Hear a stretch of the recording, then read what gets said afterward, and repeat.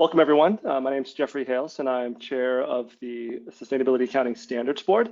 And I'd like to welcome you to our Standards Board meeting today. This is actually a very exciting time because this is the first time that we're meeting as a board as part of the Value Reporting Foundation. And so we're very excited to be talking about the work that we're doing and then acknowledging the fact that we are now, as part of the Value Reporting Foundation, partnering with the International Integrated Reporting Council to help meet the needs of market participants. So today's meeting is for the Sustainability Accounting Standards Board, and we're going to be diving into a number of different projects that we have been working on to improve the standards that we have. Just a couple of notes of an administrative nature. First, you can find those who are viewing today, you can find materials for today's meeting on our webpage. And so just look for our Standards Board meeting calendar and you'll be able to find some links there. In addition, that's where you will later be able to find an archive of the meeting today. Today's meeting is public. It is being broadcast and recorded. I would note, as typical for our meetings, it is not interactive. So we do invite you to submit comments and questions, but do note that we won't be able to address those in the meeting today. As a general nature, as a general principle, we do invite you to submit your comments or suggestions to SASB at any point in time. And to do that, there are a number of channels you can find on our webpage, including our public comment form for specific work related to the standards, or to our contact page if you'd like to stay up to speed on what we're doing, or if you have more general questions or comments.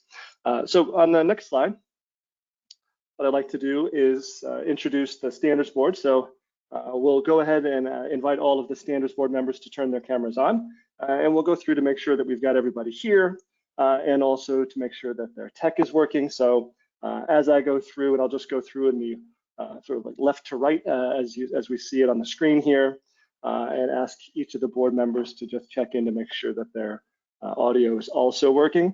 So we'll start with Verity Chagar. Good morning, Verity. Hi, Jeff, and hello to everyone on the board. Thank you, Verity. Bob Hirth. Yes, good morning, Jeff, and hello, everyone. Bob. Kurt Kuhn. I see Kurt. I don't hear Kurt. Telepathically, I'm channeling Kurt saying hello. So don't hear him at the moment. Kurt, if you can, yeah. Well, I'm sure we'll be able to get that figured out. Yeah, Lloyd. I'm on now. I'd been muted by the powers that be there. Well, they're smart powers that be. So normally I trust them, but sorry that was a type 2 error in this case. Lloyd. Lloyd Kurtz, good morning. Good morning. Sorry about that. Yeah, no worries. And Dan Geltzer. Thank you, Jeff. Good morning, everyone. Okay. Elizabeth Seeger. Hi, everyone. Nice to see you. Hello, Elizabeth. Mark Siegel. Good morning, Jeff, and hello, everybody. Suzanne Stormer. I don't see Suzanne. Are you there? I think she may be having difficulty connecting, so hopefully we'll be able to get her to join us soon. Stephanie Tang. Hello, good morning, everyone. Hello, Stephanie. And the second of our Marks, and our most alphabetically challenged by surname, good afternoon, Mark Faston. Good afternoon and good morning to all of you. Hello, Jeff. Great. So it looks like we've got, we certainly have a quorum. We have all of our members, and we're hoping that, with the exception of Suzanne Stormer, and we're hoping she'll be able to join shortly. Perhaps it's a result of the soccer match last night, and she's just now refusing to participate in anything for a period of mourning. Okay, so going to the next slide, let's go ahead and talk about what we've got on the schedule for today. Actually, we can just go ahead and jump right to the next standard as well. Next slide. Sorry. So on our agenda today, we've got 4 topics that we're going to be discussing related to specific standard setting work or research that would precede that. But before we dive into that, we're going to have David Parham do an overview of our active project agenda, as well as some other aspects of a technical nature or a newsworthy nature that affect the work that we're doing. And then we will dive into the more directly standard setting type activities. Two of those projects relate to active standard setting projects, and in both of those, the staff is nearing the development of an exposure draft of potential changes to the standards. And one is in the Internet Media and Services industry on content governance, and another is on plastic risks and opportunities related to two industry standards, pulp and paper products, as well as chemicals. So we'll be discussing both of those. We may have time for a break because we've got a lot to get through today, a relatively long meeting for an online meeting. But we will, in the latter part of our meeting today, be talking about human capital. This is a very large research project, and is getting to the point where we are forming opinions and proposals for specific standard setting work. And so this will be an important topic for the agenda today to discuss with the board. And then the last project that we'll be discussing is related to the electric utilities industry, where we'll be talking about renewable energy and the risks and opportunities related to that for electric utilities and power generators. So with that, we can go ahead and turn to the next slide and dive into an overview of our active agenda. So for that, I would invite David Parham, who's the Director of Research Projects, to go ahead and take the floor. Fantastic. Thank you, Jeff. Just checking to make sure you can hear me clearly. Yep, we can. Great, thank you. So as Jeff mentioned, we have an action-packed agenda today, as well as lots going on in the sustainability disclosure space. And so I'll take a few moments, as Jeff mentioned, to walk us through our ongoing active projects, provide some updates there, and then take a look at the broader space around us to provide a few updates for the board and for the public. So we do have an action-packed agenda, so let's go ahead and jump right in. So first, as usual, I want to take the opportunity to walk the board through our current project pipeline. Just to orient us on the slide, on the left-hand side of the slide, we start with the staff's ongoing monitoring of industries and issues to identify potential standard-setting project opportunities. Really an active part of our work, constantly engaging with the market, monitoring the evidence that supports how sustainability issues affect enterprise value to identify potential standard setting opportunities. And then moving to the right, we'll discuss the set of projects that are focused on standards development, actively advancing our standards themselves. And those, of course, are at various phases, including preliminary deliberations, core research and consultations, advancing through public comment periods, and finally, the post-public comment period exposure draft deliberations. So relative to last time, you'll notice a few changes on this slide. I'll discuss some of those on the next slide, but just to point out that our raw material sourcing project is now entered a public comment period, and the systemic risk and asset management project has concluded its public comment period. So those are some of the key changes since we last met in May. So let's jump into the projects themselves. So if we start on the left-hand side of the slide, one of the items, Jeff, you mentioned will be on the agenda for today is our human capital project. Just as a reminder, in our last meeting, we discussed this project as well, and we were really focused in on discussing the staff's finding from that extensive research project and how the staff recommended organizing those findings into several tranches of forward work, and the prioritization that the staff recommends for advancing that work. So today we'll be focusing in on the priority tranche for that work, which is focused on the staff's development of proposals related to how to address industry agnostic human capital information, as well as advancing work on diversity and inclusion. So looking forward to that discussion with the board as part of this meeting.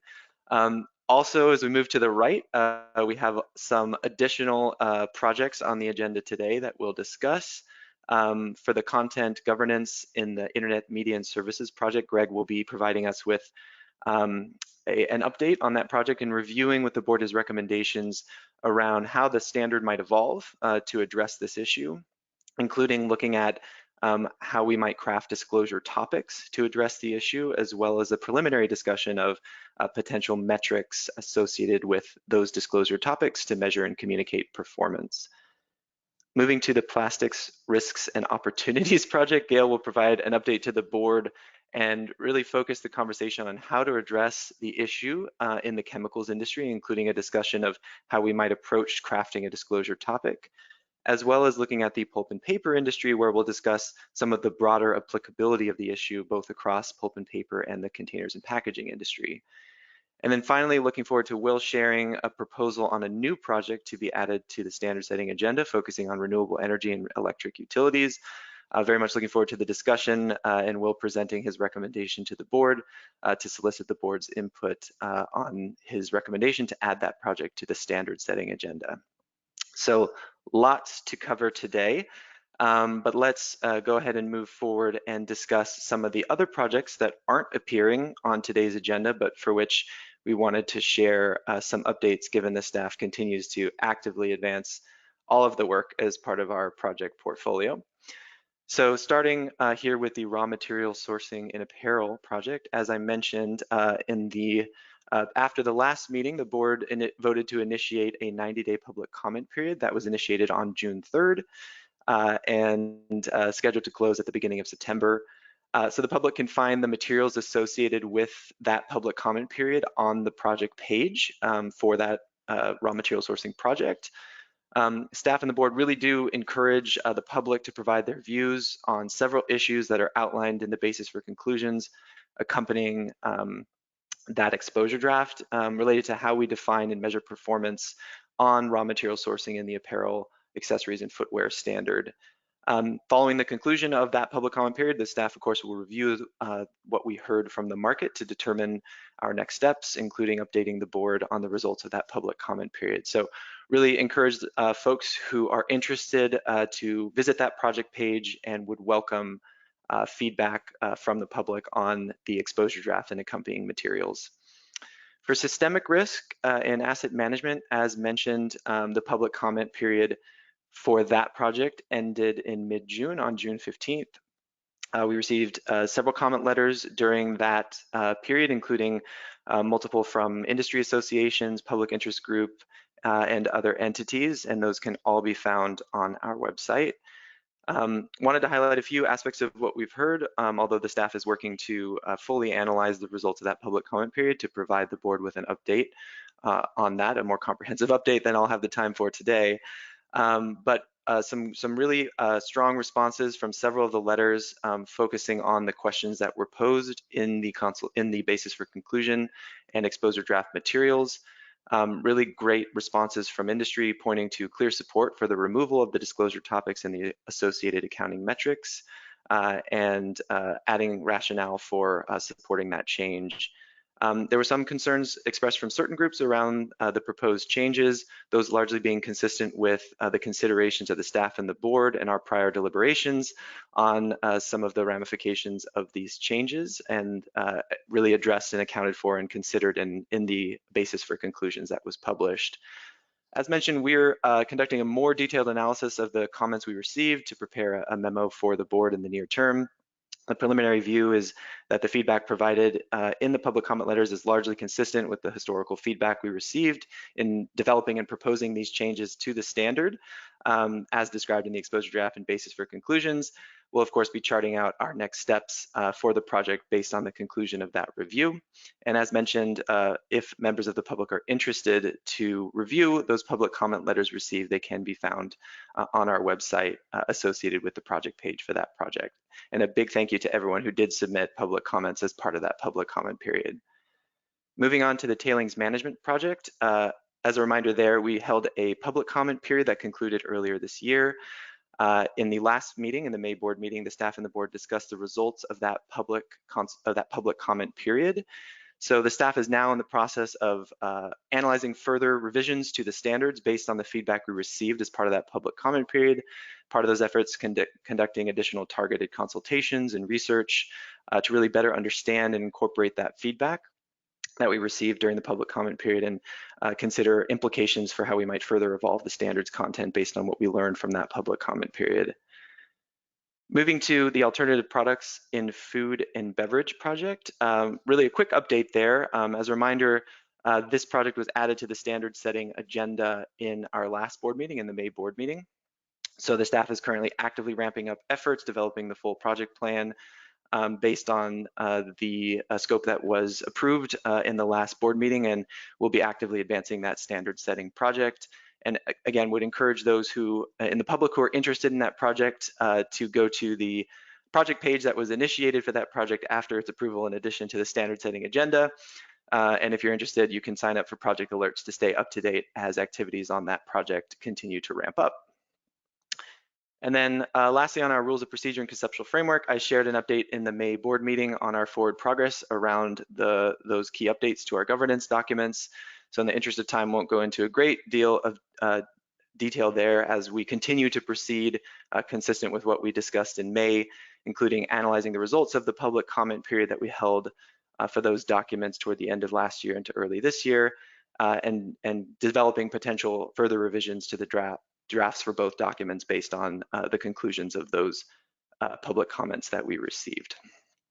So lots going on, as I said, many of our projects actively advancing, and huge thanks and recognition to the team for continuing to diligently move forward our portfolio of work. Before moving on, let me just pause here and happy to answer any questions from the board on our current project work. Otherwise, we'll move to the next section, which will be focused on some other organizational and broader updates. So we'll pause here briefly and then move on if there aren't any questions or comments from the board.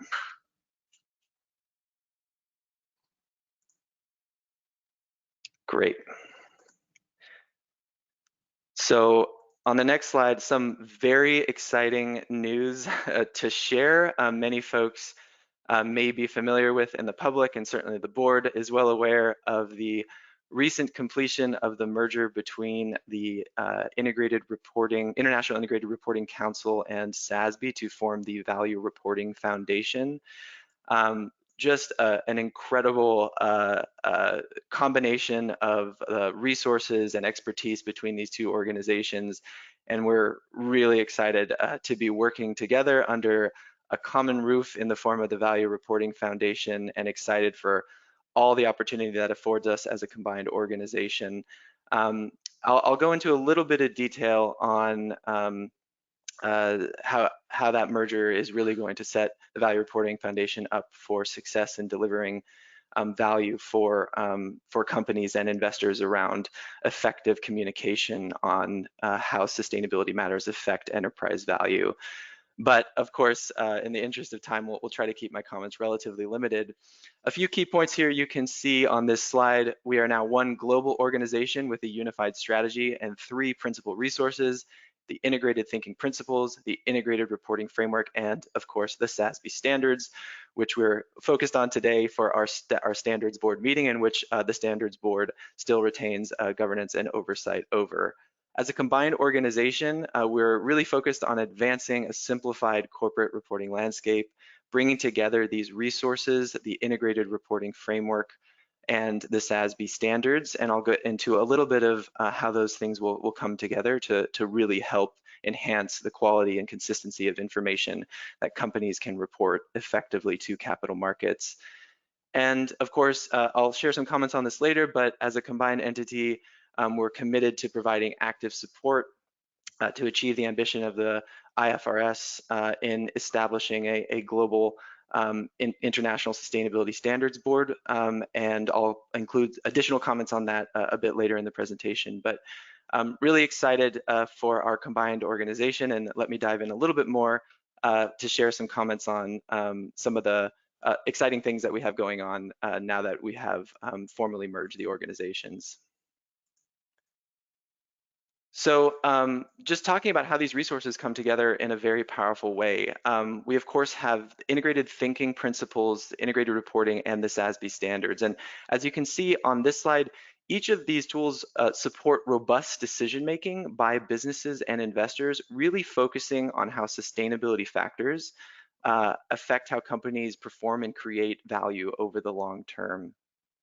So if we think about integrated thinking and integrated reporting, these are really powerful tools to improve how companies think about, strategically respond to, and make decisions around embedding sustainability into the business and how those sustainability factors drive business performance over the long term. And then if we think about SASB, SASB has really been focused on how we can support investor decision-making through clear, comparable, standardized disclosures that companies can use to communicate performance to investors on the sustainability factors that are most associated with enterprise value. And so both really have been focusing, as you can see in the middle of the slide, on external reporting as a way to create that common language and shared understanding of how value is created over the long term. So it's really a very complementary set of tools to bring together under one roof, which can allow us to ensure that they can be used effectively together to create that common language for how enterprise value is created over the long term and how sustainability factors contribute to that ability to create value. So to unpack that a little bit more and just talking about how the integrated reporting framework and the SASB standards can really come together in a very powerful way. If we think about the integrated reporting framework, it of course applies to all companies and all industries in an industry agnostic way. It includes principles-based guidance that all companies can respond to and can utilize to help them with the effectiveness of their reporting. And it contains high-level content elements to organize that information in a consistent way that is easily understood by investors. And it's really helpful for driving the connectivity of information and presenting a comprehensive viewpoint of how companies create value and how the different capitals that they rely on contribute to that value creation. And then if we look to the SASB standards, of course, are very complementary in that they're industry specific, they're metrics based, focused on disclosure topics and associated sustainability accounting metrics that measure and communicate performance. And really that standardization and structure and format of the SASB standards support and ensure the comparability of reported information across companies within a given industry. So taken together, these really provide a powerful set of tools for both companies and investors. And we're incredibly excited about the ability of this set of tools to provide that function for capital markets. Well, just one more way to unpack this a little bit in terms of how these fit together. Here we're looking at, of course, the integrated reporting framework and the SASB standards. And just to put a finer point on what I described on the last slide, integrated reporting provides this really strong guidance around the qualitative information that companies can communicate around how they embed sustainability into their governance, their business model, how they recognize risks and opportunities, how they develop strategy, and finally, how they perform on those factors. And through this integrated reporting framework, it really lays this out in a way that allows for the information to be connected across these important categories of information that are critical and essential for investors to understand how sustainability related performance is embedded in the business model and how that contributes to value creation over the long term. And then if we look at that bottom element underneath the performance and outlooks, disclosure topic and metrics, that's really where the SASB standards come in and provide this layer of industry specific disclosure topics and metrics. And those topics and metrics really help support the consistency and comparability of reporting by companies within a given industry. Really just another way to see how these tools come together to really support robust and useful reporting by companies to capital markets. Again, I'd love to talk about this a lot more, but we do have a lot on the agenda today. So we'll just pause here to again reiterate, incredibly excited to be able to announce the Value Reporting Foundation, which we, I think, formally announced just almost exactly a month ago, having completed the merger. And in terms of what you can expect from the SASB standards, specifically within the Value Reporting Foundation, we'll continue to develop our standards consistent with SASB's conceptual framework and rules of procedures, but of course, having the benefit of these tools under one roof, integrated thinking principles, integrated reporting framework, and the SASB standards, really creates opportunities for us to provide a more complete, connected, and robust set of tools that allow companies and investors to connect on the sustainability factors that affect enterprise value. So really, this is one of those cases of the whole being more powerful than the sum of the individual parts. So let me pause here and ask if any board members would like to further build on any of my comments here. Otherwise, we'll move into some other more general updates in the space. Jeff, I see you are on, so over to you. Welcome your comments. Yeah, David, thanks. So this is, of course, very exciting news, and appreciate you giving the overview there.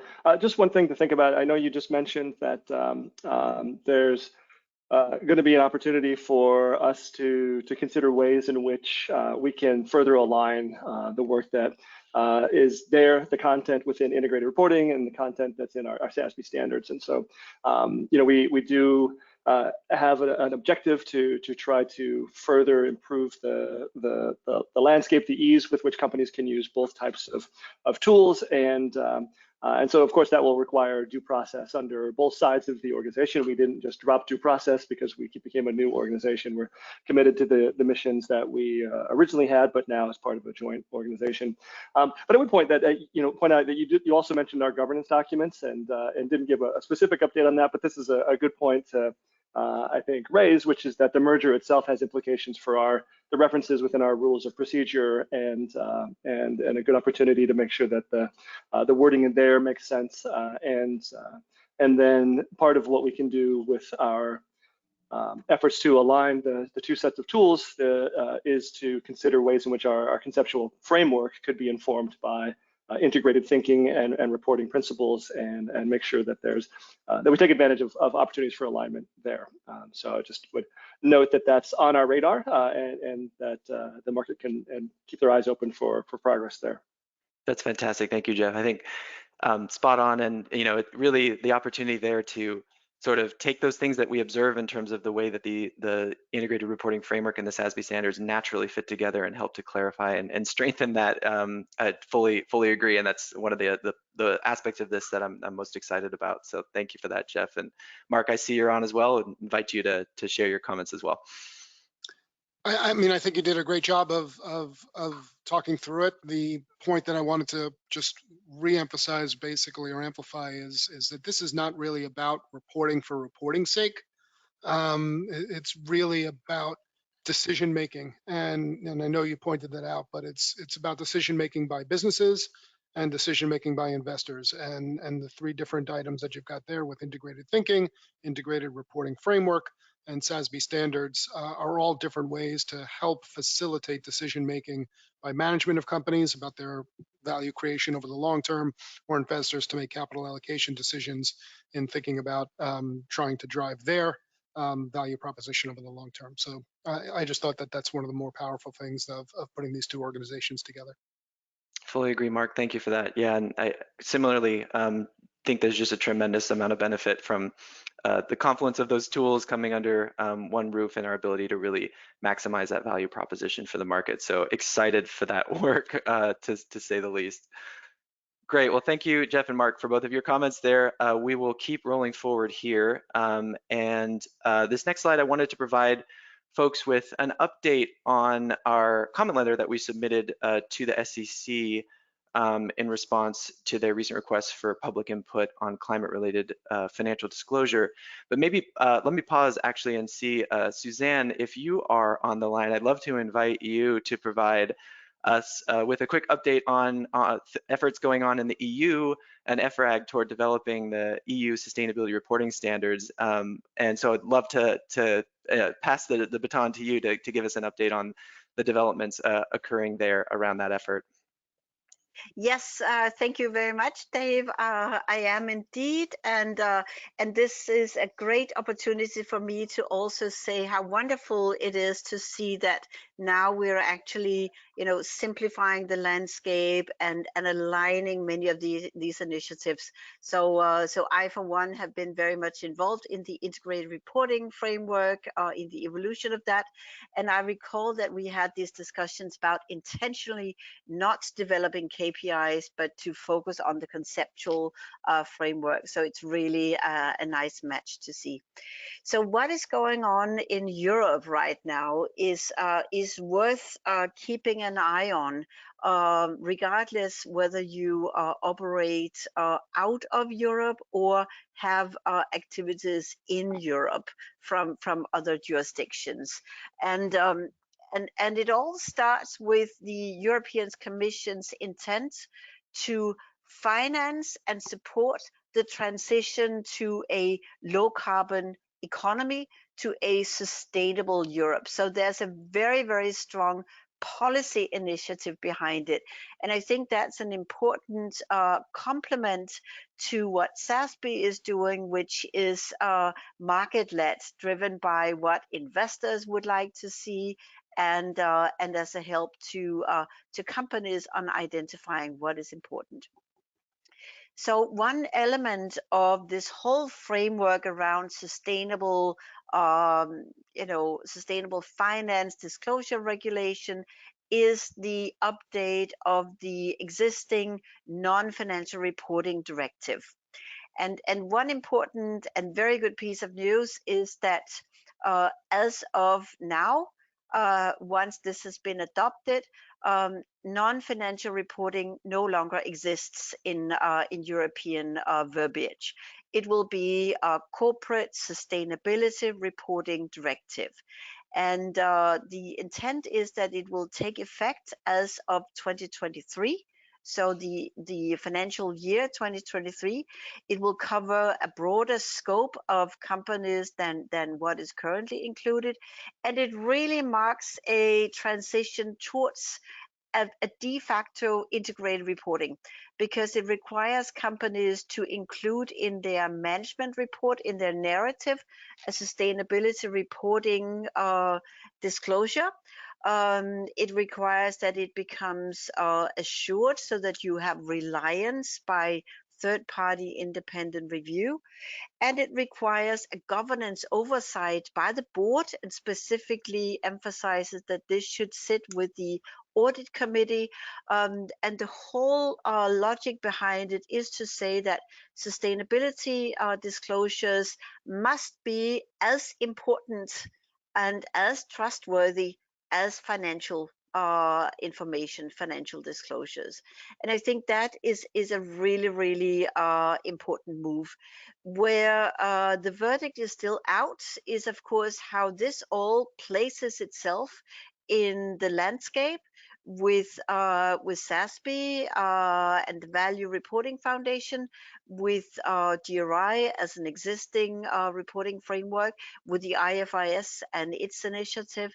And where the European initiative is really keen to demonstrate that it stands out is that it applies what is called the double materiality. And you, David, would be able to also explain how what SASB and the Value Foundation reporting or Value Reporting Foundation is intending to do is to capture that intersection where impacts to society, impacts to the environment of an organization's activities will become material, will become financially material to the business due to risk of loss of license to operate, loss of reputation, or indeed financial loss.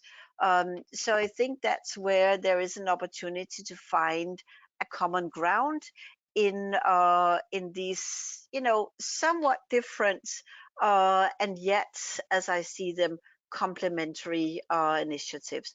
And then a final point is that there was a project task force that was invited to develop the proposed standards for what European standards could look like.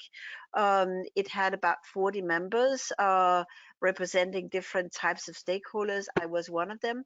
And this group has been invited to now take the work forward until the European Commission's organization can set up a standard organization with due process and everything that follows. And everybody who follows SASB would know that this is not trivial. There's a lot of work to that, as we all see. So in that work, it's divided in different work streams. One of them is about sector-specific disclosures, and where, of course, we will seek alignment with what is in the current SASB standards.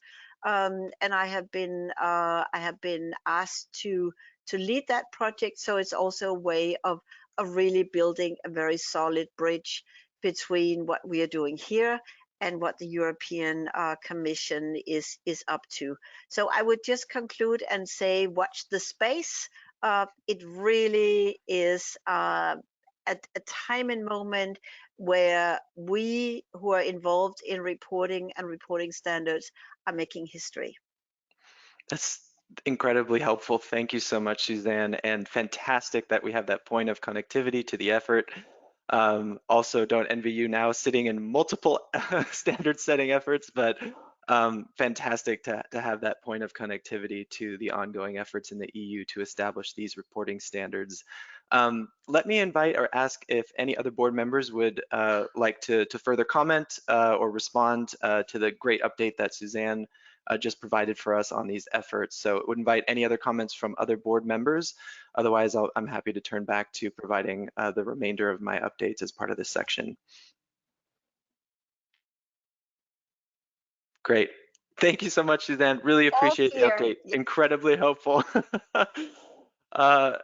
No shortage of other things going on in the space, so I'll briefly turn back to our recent letter that we submitted to the SEC in response to their request for public input on climate-related financial disclosure. That announcement from the SEC was issued, I think, mid-March, March 15th, if I recall correctly, and really encourage those interested in our full response to read the full letter, really detailed response, thinking through how the SEC could respond to investor demand around climate-related financial disclosure. A shorter version, if you're looking for an efficient way to understand the response, we did also publish a blog around this that was penned by our CEO, Janine Gilliatt, which can be found on our website, and would encourage folks who want the Cliff Notes version to take a look at that. Definitely don't have time in this section to go through the full details of our response, but here are a few of the highlights that I can just briefly touch on in terms of our thinking here in response to that request from the SEC. Of course, we at SASB and now the Value Reporting Foundation really see sustainability information as a key part of market infrastructure. And by that, we mean it's really essential to informing investment and voting decisions. And based on that, really encouraged the SEC to consider the full range of sustainability factors that investors consider in their assessment of enterprise value, which of course, climate being an incredibly important one, but certainly other issues that we address we feel are important in terms of the full range of sustainability factors. We described our industry-specific approach and the value in that approach to informing investment decision-making, including how that applies to the specific case of climate risk.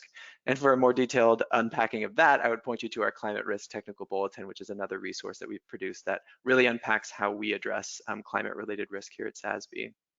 Last point I'll mention, and I won't go into all the details here, is as we just heard from Suzanne, really the importance, and from Jeff in his earlier comments, the importance of strong governance and robust, transparent due process we see as being really, really important to the standard setting process, and also ensures that a standard setter can respond to and evolve the standards alongside the market, given the evolving evidence, of course, that is increasingly allowing us to understand the ways that sustainability factors affect enterprise value. So in the interest of time, I'll wrap up my comments there, but would point folks both to our full letter or to that blog post that I mentioned to, if you're interested in understanding a bit more, some of SASB's thinking around that call for public input from the SEC. And to wrap up my comments here, I of course wanted to provide an update on our ongoing support of the IFRS in its efforts to evaluate its role in establishing sustainability standards, and particularly our participation in the Technical Readiness Working Group that is actively supporting those efforts. Just to take a step back, I'd really encourage those interested to stay updated on the VRF's, the Value Reporting Foundation support for this effort, to tune in to the section of the IFRS's website that I included on a link here below. And they also have a dedicated project page on the IFRS website for their project focused on sustainability reporting. which you can subscribe to updates on, both of which really provide great real-time updates on the ongoing efforts that we're participating in as part of this technical readiness working group. Also mentioned for folks who may have missed it, there was a great webinar that the IFRS held yesterday, a couple of time slots for that where they provided an updates on those efforts. One key thing to mention from that webinar yesterday, folks may be aware that the IFRS recently initiated a consultation on governance and constitutional changes that it is considering as part of pondering the potential future formation of a international sustainability standards board, and that will be open until the end of July, if I recall correctly. So maybe something of interest for folks to take a look at those proposed updates to their and constitutional changes. So quickly on the technical readiness working group, and then I'll wrap up my comments here. The Value Reporting Foundation continues to support this effort as part of this technical readiness working group, which is a group that is looked to for expertise in sustainability and integrated reporting and standard setting focused on meeting investor needs. And we're really aiming to provide a running start for the potential new board that the IFRS would establish focused on sustainability standard setting. We're also focused on responding to IOSCO's call for coordination to drive international consistency of companies' sustainability disclosures focused on enterprise value creation. And our role is really to provide technical observations and proposals for consideration by the potential new board. That's really our focus area, particularly offering now the combined experience of integrated reporting, integrated thinking, and the SASB standards, consistent with our earlier discussion around those tools and how they can really help companies and investors comprehensively address how sustainability affects firm and enterprise value. So this remains an organizational priority, as I mentioned, for the Value Reporting Foundation, and is a key point of engagement for folks within the organization, including the technical staff. So just looking at the time, I'll go ahead and wrap up my comments there. Lots going on, and wanted to ensure the board was aware of our updates around some of these efforts, as well as communicating to the public. And happy to take any quick questions or discussion around this. Otherwise, I really want to thank the board for the opportunity, as always, to join you to provide you with this update. And Jeff will invite you back and happy to answer any questions from board members. Otherwise, can certainly advance to the next items on our action-packed agenda for the day. So Jeff, back to you.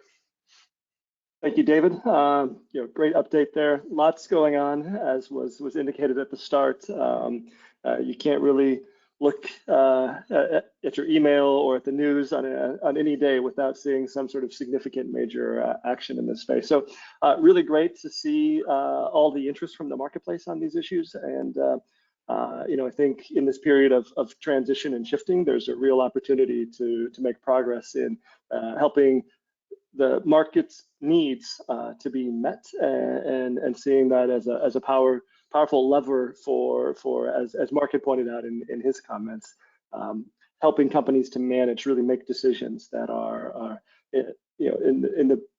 in line with the ability to create value over the long term. So really great to see, and great that SASB has been invited to be a big part of the work here. It's I think a strong signal of the of the work that we've done to date, and the way in which we've done it. So wonderful to see. And I would just note that while there's a lot that could sort of distract us from our attention on our own standard setting work, in fact, there's a lot of complementarity there as well, that the thinking that goes into giving advice to the IFRS Foundation, for example, or to the SEC, or to other organizations, the EU, it feeds right back to our thinking on many things that we do. So a lot of complementarity and alignment there.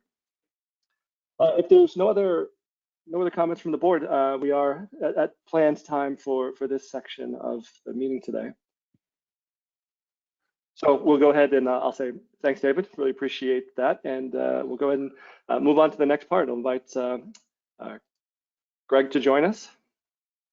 So welcome, Greg. Greg Waters is going to be here to talk to us about content governance in internet and media services. So the floor is yours, Greg. Fantastic. Thanks so much, Jeff. Thank you very much to the board for allowing me the opportunity to provide an update on this project, the Content Governance Project, focused on the internet media and services industry. So we're going to be covering, let's see if I can get this mouse to work. 3 items today with our agenda. We're going to start just really briefly touching upon some of the highlights from consultations that have happened during the first part of this year. We're going to move to a discussion on, how we might incorporate some of these challenging themes into our standards. And staff does have a recommendation at this time on how to do that. And also really hoping to spend a few more minutes as well, just kind of having a preliminary discussion on how we might measure performance against those disclosure topics. And just really interested in hearing board views as we look forward towards developing an exposure draft. So as a bit of background, this is a standard setting project that was approved in September of 2020, really looking at 2 key items. One around the idea of harmful online content and how companies are moderating, removing it, the impacts, but also impacts on users when they choose to do that and get it wrong. So the impact on user freedom of expression. We're also looking at this other really interesting emerging theme of content ranking and recommendations. So the algorithms that kind of sort, what do people see and those types of interactions. In terms of the background, this is a narrow standard setting project that really arose from this broader research project in content moderation was the title that we used, which was initiated back in December 2019. So this is hopefully not a brand new area for the board. We've been talking about these themes for quite some time now at meetings and otherwise. And staff's current view is the standard is probably incomplete based on the feedback we've gotten and the research and consultations that we've done, really indicating that these themes do merit inclusion in a revised internet media standard. So potentially a revised disclosure scope and new metrics that might capture those risks and opportunities are potential outcomes based on what we know today. Quick look at the project timeline. Spent much of Q4 after project launch just developing consultation materials and kind of putting together a plan for the project. We've been holding consultations throughout 2021, and now are really looking forward towards exposure draft development. And our goal here is to provide the board with a voting packet, hopefully before the end of Q3.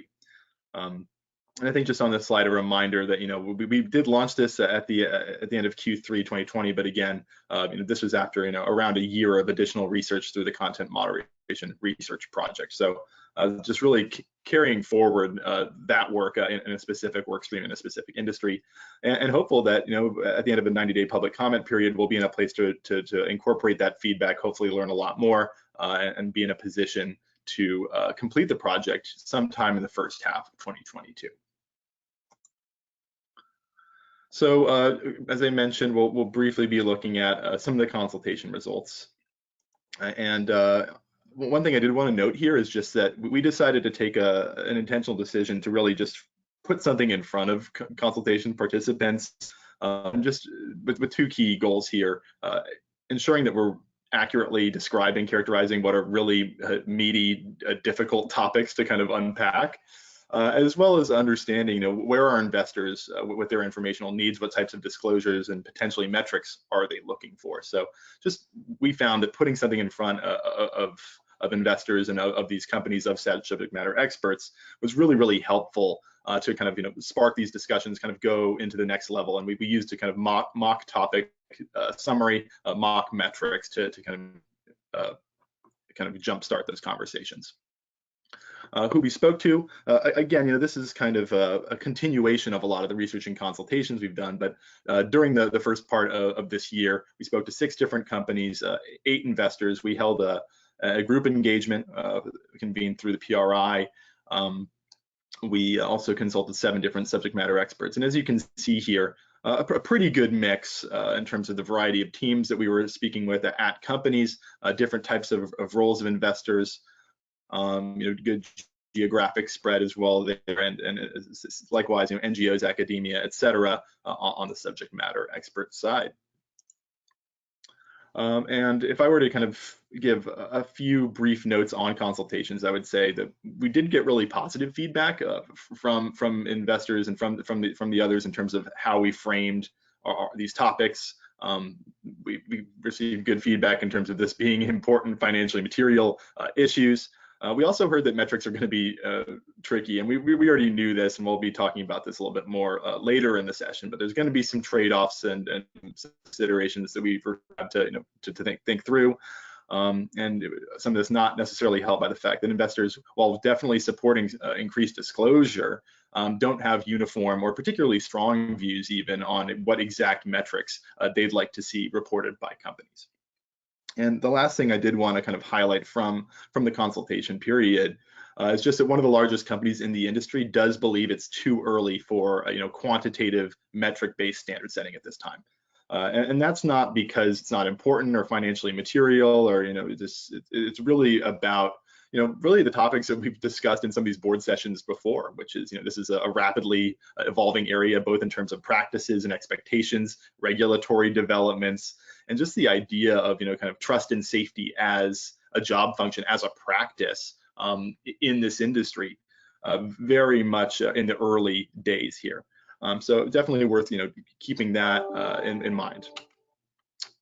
So moving on, we do have a recommendation that we'd like to share around disclosure topics.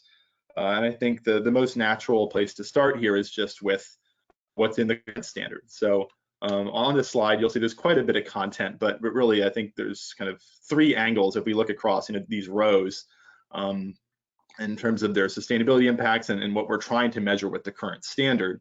The first being kind of privacy, pure play, and very well-worn territory in this industry, ubiquitous in this industry.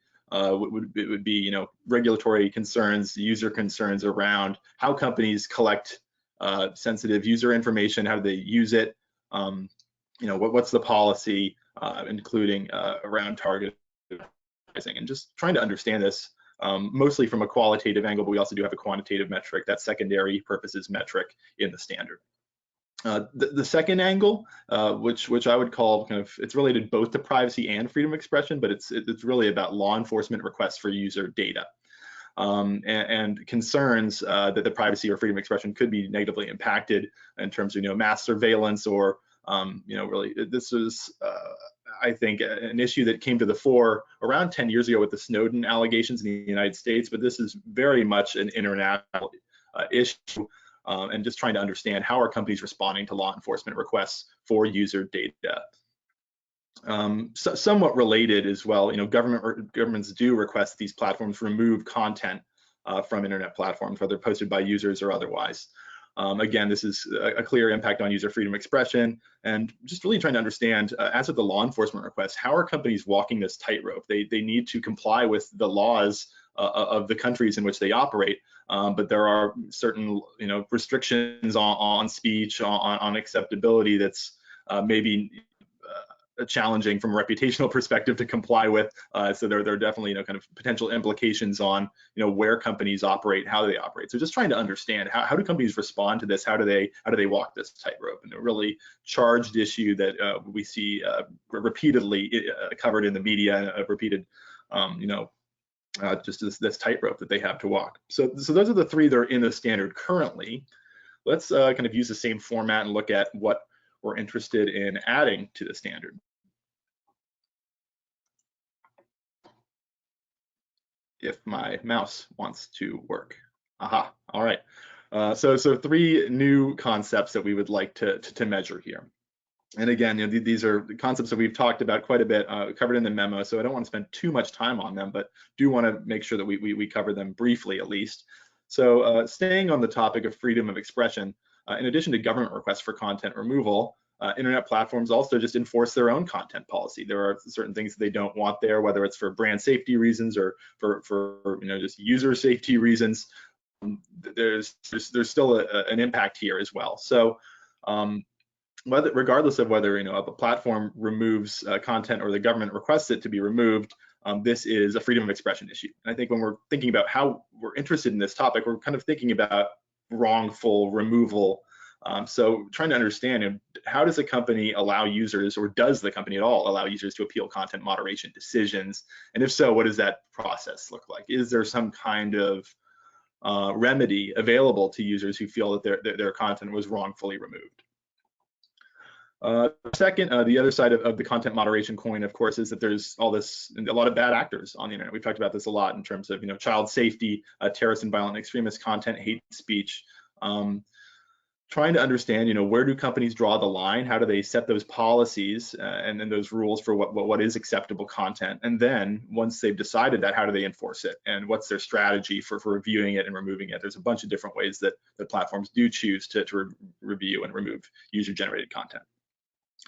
Last concept that we're evaluating for inclusion is around what we've been calling content shaping, and this idea that internet platforms that optimize for user engagement, for screen time, for eyeballs on screens may the algorithms that are used may latch on to certain human behaviors that are more likely to amplify harmful or potentially harmful content. And this is really a hot topic in a lot of spaces in our discourse nationally, internationally, and just trying to understand how do companies just determine what appears on somebody's screen? What's the content ranking there? What type of content are you recommending to them? And how do those mechanisms interact with harmful or potentially harmful content? So there's a question here across these six different topics, and I think all of them pretty significant and challenging to wrangle with, both from a standard setting perspective, but certainly from a company perspective, from an implementation perspective. So how might we do this? I think I've mentioned there's some overlap here. I'll lean on the memo and not go through all of that overlap. Some of the different impacts, but I did want to call out that I think it's clear if we think about this from impacts on users, something like targeted advertising, and for advertising purposes, tracking users as they go across the internet, very different type of fundamental sustainability impact from something like child abuse material or hate speech. So I think some areas of fuzz, but also some areas of very clear, distinct non-overlap. So. The last thing I will note here as well is that a lot of these themes, the bottom three in terms of content removal by platforms, content moderation, content shaping, most of these are really oriented around user-generated content. And as we've spoken about in previous sessions, not all internet media companies have platforms that use user-generated content. So you could think about travel booking platforms or job websites and stuff like that. So in those types of situations, these user-generated content concerns might not really be as much of a concern as it is for say the social platforms that we've spent a lot of time talking about. So I think doing this work, we've come up with two options, and we are recommending the second of these. But the first one here would just be to say there's enough overlap here that we just add these existing angles, these rows that we have here, and create one all-encompassing content governance and privacy topic, and really just recognizing the overlap here. The second would be to narrow the scope slightly of the existing privacy topic. We think it does make sense to include law enforcement requests for user data, primarily as a privacy issue. And then with a new topic, which could be called something like content governance and freedom of expression, really carry the heavy weight of all this user-generated content stuff. And I think there's conceptual reasons to do that and practical reasons to do that, as I mentioned before, in terms of just how the industry is structured. If you were a reporting company looking at, do these topics apply to us? Being a user-generated platform, a content platform, would make it a lot easier to make that type of determination if there's a disclosure topic much more oriented to those types of themes. So this is definitely our recommended approach here. And this is, I'll pause and actually invite the board members to weigh in here, because this is a really important time to be thinking about, how we would like to structure these varying themes into our disclosure standards. So really excited to hear some board views, and it looks like we have Lloyd to lead us off. Hey, Greg, maybe just to start off, if you could give a little more color on that issue or comment that the industry is still maybe too young in some ways to do effective standard setting, and maybe it highlights an architectural challenge for us with technology companies. Things move fast and standards move slow. But given that YouTube, was acquired by Google in 06, I've been at this for 15 years, user-generated content. How do you see SASB fitting into this? And how do you see our process interacting with this dynamic of perpetual self-revolution? It's a good question. I mean, I think most of the concern from my perspective, they basically said, we think it's too early because we're working on this as an industry. And I think they're really thinking about this probably with a broader scope than we are. When I mentioned trust and safety, I think you could even include things like, ride sharing companies and what they're doing to ensure driver safety, passenger safety. They're thinking about, booking, hotels and stuff like that. So I think when you broaden the scope, it gets even more challenging. And I think so that was one part of it. And I think the way that we fit into this and in crafting disclosure topics that apply more narrowly to something like user-generated content platforms gives us an opportunity to alleviate some of those potential concerns or some of those challenges. And I also think, just in terms of the comment, unpacking it a little bit, the other thing that they mentioned was like, okay, well, if you do feel a need to move forward on this, it's just the metrics that I think were the chief concern, which is to say there's, as we're kind of getting more clarity across various user-generated content problems, just that what we come up with is probably not going to be where the industry is in 3 to 5 years. So I think that's just the reality of the space. I don't think it should necessarily impact how we approach metric development at this time, or at least make an attempt with an exposure draft to really learn a lot more by putting some stuff out there. And I think looking at the disclosures, there definitely are some ways that there is quite a bit of overlap, especially when it comes to just talking about user-generated content specifically. And of course, we also have, with our standards application guidance, ways for the principles and the spirit of the disclosure topic to still be reported on effectively, in my view. Am I getting at the nature of your question, Lloyd? Yeah, that's very helpful. And it's also, I guess, a challenge for us that we're metrics based. And this may be something where principles matter as much as metrics do. But I love the organization you've put forward. It looks like you've really thought this through. So thanks a lot. Thanks, Lloyd. Bob. Greg, I always like the slide that you have that talks about the input you got from, issuers, investors, and the SMEs. And I'm just wondering, in the current environment with all the publicity around this topic and all of the maybe, different views, when you were talking to the issuers, do you feel in this current environment that you were limited in terms of the kind of feedback you got? Do you feel that the issuers were really giving you full and honest feedback, or maybe to the point you made that it's in flux, so they're not going to say it? How do you feel about the completeness and openness, perhaps, of the issuer feedback you've received so far? I feel really good about the completeness and openness of the feedback we have received. I think the challenge is, you might have noticed that there was 6 companies, and we did a lot more outreach than that. So I think I think what you're getting at is I think that there are certain companies that just have chosen not to engage with us at this time. And I think there could be a couple of reasons for that. I think that the primary driver, my hypothesis for this is really just the regulatory angle that I think companies are looking at potentially 150 different companies asking them to do something, and it's just a massive concern when you have that type of mandatory reporting requirements or changes to business models that would have to be made around this topic. A voluntary reporting framework just might not be number one on the list. That's my view. What I would say is that I do think that these SASB standards could actually be a pretty great way to kind of unify some of that, to get the input that we need and actually take a leading role in developing a standard here. So that's kind of my positive spin on it. Great. And just maybe one other comment. My view on standard setting is, not that we want to be this, but standards are in a sense always behind what's really happening. And I guess my personal viewpoint is anybody can always make an excuse that, well, this is developing, so hold off. So I think that my view is that you've done a lot of work, you've gotten a lot of input, you've got some good ideas, and I think that's a very important part of our exposure process. Let's get it out, let's lay it out, and then let's see what real hard comments come back from that. Thanks. Thank you, Bob. Mark, you're up.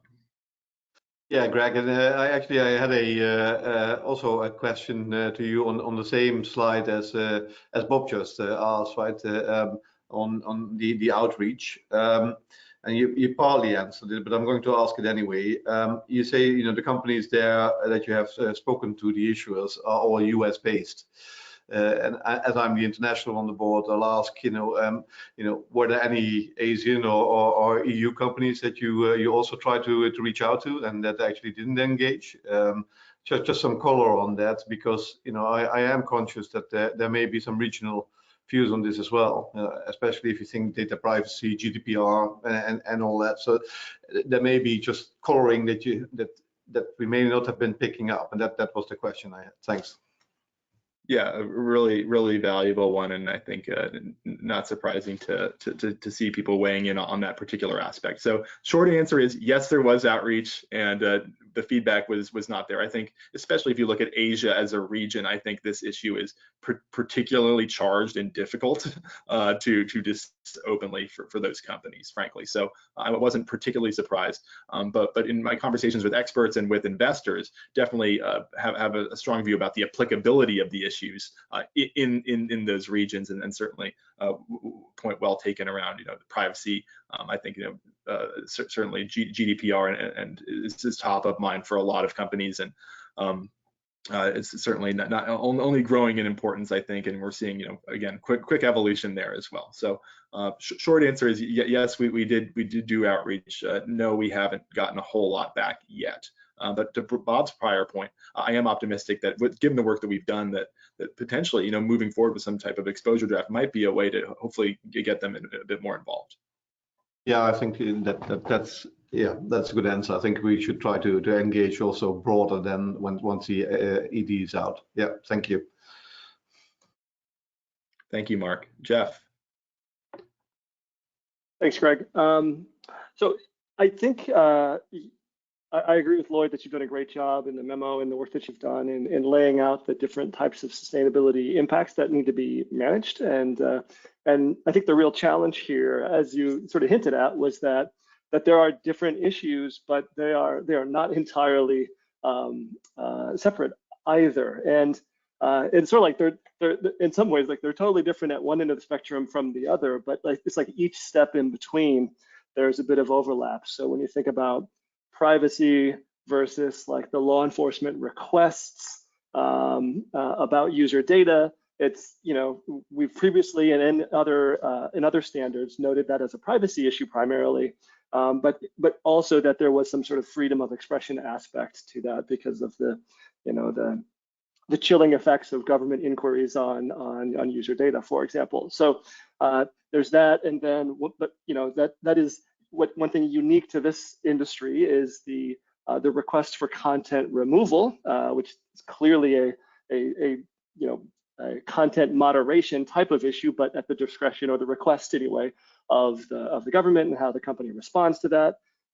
And then there's the company's own decisions about that, and content shaping is not independent of all of that. So it is challenging. So on the one hand, I'm sort of sympathetic to option one of like it's just all related, but that sort of doing a disservice to the market in some ways. So one thing I wondered about, if you could comment on this maybe, is when we look at the freedom of expression angle for the platform content removal, it seemed like kind of like that fourth issue that you had tagged.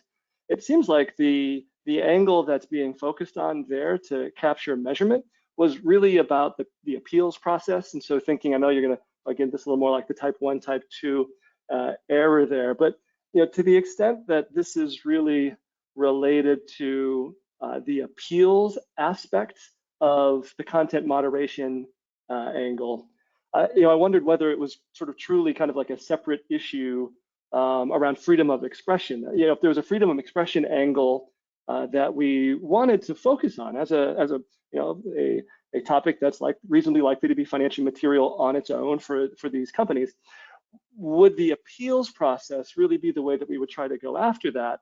I think the appeals process is a really important like type 1, type 2 aspect. It's part of the balancing act that the companies need to get right around content moderation. And I'm just wondering whether we really would sort of carve it out as a separate aspect of freedom of expression. I mean, if that's the thing that we are getting feedback that needs to be captured, then it's almost like, to what extent are these companies fostering their ability to be a public square? Like, is that the thing that we think is a sustainability issue that investors want to know about for value creation? And so, it's just to ask if I know that's kind of a long-winded question, but what's your reaction to some of that thinking?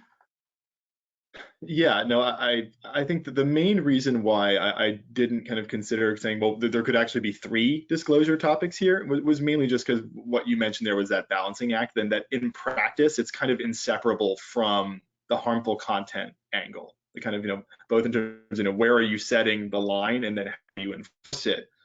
Both of those having very significant impacts on freedom of expression. So I think it's kind of a structural question and one be interested in diving in with you more on. But I think it's kind of, do we really want to do this strictly about user impacts on users, or do we want to think about this from kind of business practices and a practical standpoint? How do companies actually manage this issue? And I think that there's kind of both of those considerations. Well, just to get to put a finer point on this, I think the issue that I'm thinking about is when we think about the external impact, the thing outside the company that the company needs to manage, there's one aspect of whether the users feel like they've been able to say what they want to say, but then there's another aspect of are people being harmed by the content that's online? And so to the extent that we're capturing a freedom of expression type issue really through the appeals process of moderation, to me, it still seems like that aspect is still largely about, did you handle moderation of harmful content right, as opposed to, did you foster the ability of your users to have freedom of speech or expression? And so it's a little bit, because who are you concerned about? With the one, the latter one, you're concerned about the users, and then in the former, it's really anybody who could be harmed by that content being created, being transmitted, etc. Yeah, the really weighty comments, Jeff. So I think we need to spend a little bit more time digging into that. I think one interesting angle here is just that, generally speaking, if you put something up as your own content up, you don't believe that it should be taken down, right? So there's it's almost like a customer service angle that comes into play here. And I think, Facebook is on the record saying that it's their #1 issue is handling complaints about content that has been removed. So, it's an interesting one there in terms of, what is harmful. It kind of gets into that, and one of the reasons I think we've taken this approach is that it allows us to really avoid the kind of the most challenging decision that companies are making, which is, where do you actually draw the line? It's more about, tell us how you drew the line and how you enforce it, and that kind of allows us to kind of stay away from, this is what is bad content and what is good content, because we could probably get I could put a couple of pieces of user-generated content in front of the standards board right now and have you argue about whether or not it should remain on based on principles of freedom of expression. This is just a really tough one to administer, and I think I've made that point before. But this is just a really wicked problem for companies to be dealing with. I agree. Yeah, and so I don't want to. I know we've got a lot to get through still. So I would just, in specific answer to the question here, I would sort of say, I'm supportive of a version of option 2 that breaks down the issues. But I would suggest that one thing that'll be important as you're doing the development of a specific proposal to make sure that the topics that are separately identified do stand up to the threshold of reasonably likely to be financially material, and that we've been able to capture metrics that support the sustainability angles that we're really interested in there. And that's just saying the obvious to you, but that's really, I think this is just hard, and I'm sympathetic to the challenge that you're facing, but I think there's a real opportunity here. So I'll just leave you with that and pass it over to the wise words of Verity. Jeff, I'm really glad you went first to lay out all of that context for my more discrete question, which is kind of getting to that question of the government oversight. And I think the previous slide talks about the difference between option 1 and option 2, and I think government surveillance falls in one category and one in the other. And I just think my question here is really about whether government requests for content removal is the most important issue versus government requests for surveillance, in as much as we might even learn through corporate disclosure the extent of what that's happening. But if that does have a chilling effect on freedom of expression, I'm wondering if that is a sustainability angle that should be broadened to consider for the purpose of content moderation, and if that would be a better way to describe it, as opposed to law enforcement requests. They're kind of related, but one sort of says access to data or access to surveil users. The other one really is focusing on content removal, and I'm wondering if that's a critical piece for this. Right. Well, so I think if I'm understanding you, are you kind of getting at this freedom of expression piece as well here in terms of the surveillance, like having that chilling effect on freedom of expression as well, and kind of whether or not we should maybe broaden the content governance one to include law enforcement requests for user data? Am I understanding your point correctly? Well, maybe the reverse, that I'm wondering if the question of government requests, you've separated law enforcement from government requests. So I'm imagining government requests here is talking more about sort of political administrations. And that here you write the angle as being about content removal. And maybe that's related to appeals process. If the corporation is sort of appealing to the government who's requesting a removal, there might be some back and forth. But I'm also wondering if there's an issue that should be a sustainability issue that should be elevated, that is more about the freedom of expression, or maybe it's embedded. That's another way to ask this question is, are you already including government surveillance kind of impacts somewhere else in a different sustainability angle here, as it relates to freedom of expression and the ability of a company to attract and retain users as a function of how much government surveillance is happening? And then the other question embedded there is, could we even possibly learn that through metrics? Would they be able to disclose that to us, users of this information?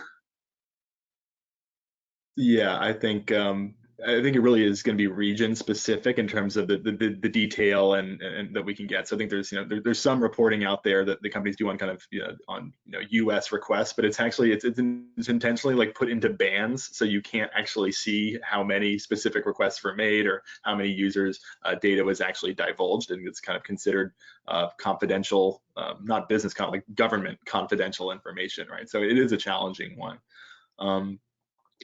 And I think in terms of the content removal one, I think that this is just one I'm really still interested in exploring more with companies and trying to understand how they manage, because it might provide us with some insight into how the standard could be structured, because it's still not entirely clear to me. Is it the same teams that handle all of these requests together, or is it a totally separate process? What does that look like in terms of the considerations being made around reputational risk, license to operate, et cetera.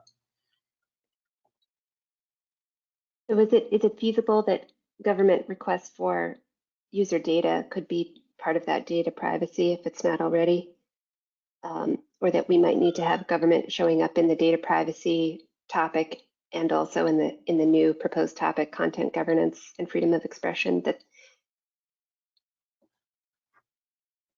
Yeah, so I mean, I think the reason I took this initial approach was mainly just around the idea that whether or not the government requests that your content was removed or the platform does it, like that impact on the user is the same, and so that was kind of the rationale there.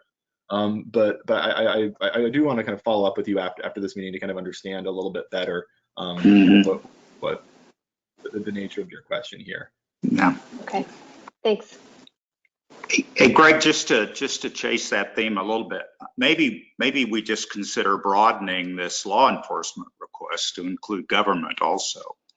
I mean, in many countries, law enforcement and government are, inseparable. So part of what perhaps Verity's asking could be addressed to some extent, just with an expansion of that line item.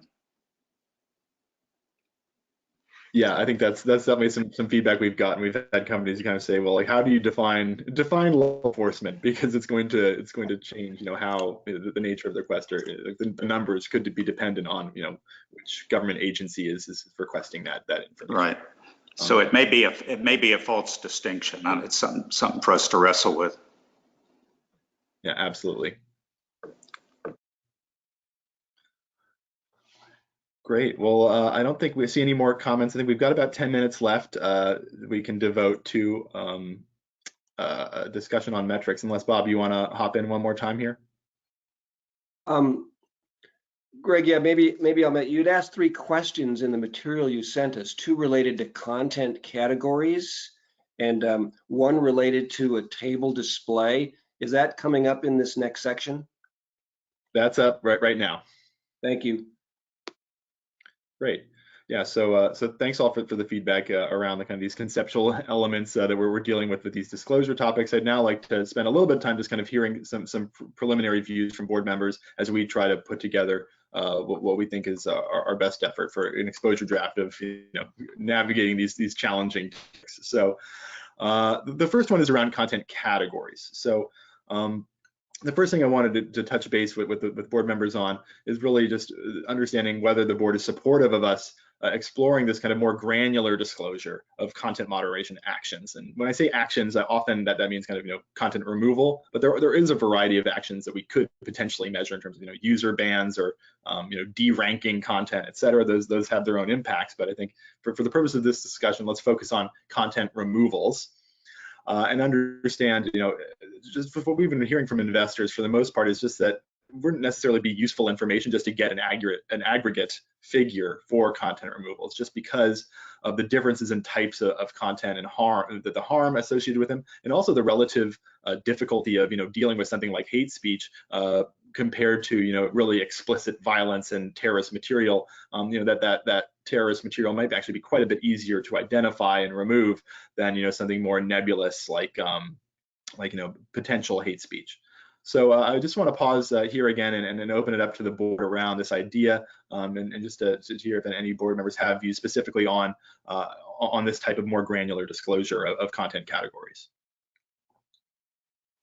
Hey, Greg. I think it's hard to say don't consider it, because the aggregate number could seem like it's pretty meaningless in some ways. Yeah, but I recognize that there are some challenges here. So for me, I think one of the issues is you're right that the harms are going to differ by category, and so when I think about what that really implies, it means that since we've already kind of hinted at there's a striking the right balance issue here to be managed by the companies. I think the important thing is going to be thinking about where the right balance is likely to shift one way or the other depending on the content. So it's sort of not so much about what are the specific categories, but where does a company feel like it needs to lean more toward being careful to remove as many possible items to avoid the significant harm that might be associated with it, versus where is it going to be more important to think about to use that other angle we talked about, the freedom of expression, and we're more concerned about really it could be harmful, but there's a very balancing aspect to freedom of speech that needs to be managed there. So I think of it in terms of the categories relating to a need to strike potentially a different balance for that category, if that's helpful. Yeah, it is. Thanks, Jeff. Mark, you have something you'd like to add? Yeah. Here? So I guess one of the reasons I was somewhat supportive of option 2 in the previous question was that it allows you the opportunity to sort of rewrite the discussion topic and the objectives of what you're trying to get out of the disclosure and the metrics. So that helps you as you get to questions like this and how far you want to go. This specific question on aggregate versus categories, and the next question around if you go down categories, should we prescribe them, or should we allow companies to dictate what those categories are really almost like, what is the objective of what you're trying to get at? A disclosure of the aggregate number to me is more like an activity metric, in that you're getting what you're getting is just the relative magnitude and level of activity around this area, without the detail of sort of the different elements of harm that might be coming with each of them. You're getting an activity metric, and if that's the objective of what we're trying to get at, what's the level of activity, the magnitude of activity that would satisfy that objective. If you're trying to get at something more deeper, more deep than I think you need to consider the categories themselves.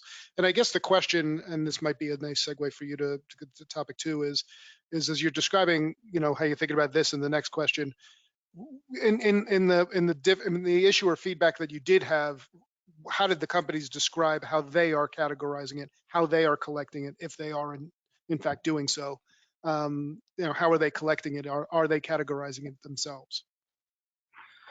So, this isn't really something that we specifically touched on in consultations, but I can, from my view of the available disclosures out there right now and what are generally called transparency reports or community guidelines enforcement reports, is that companies break things out and collect the data based on the terms of service or these community guidelines, the rules that were breached. So they'll say, we have X rule about child safety. This is how many we removed based on that rule. We have X about incitement of violence, and this is how many we removed there. So generally speaking, I've seen these disclosures oriented around through the lens of the terms of service or the community guidelines, whatever you want to call them.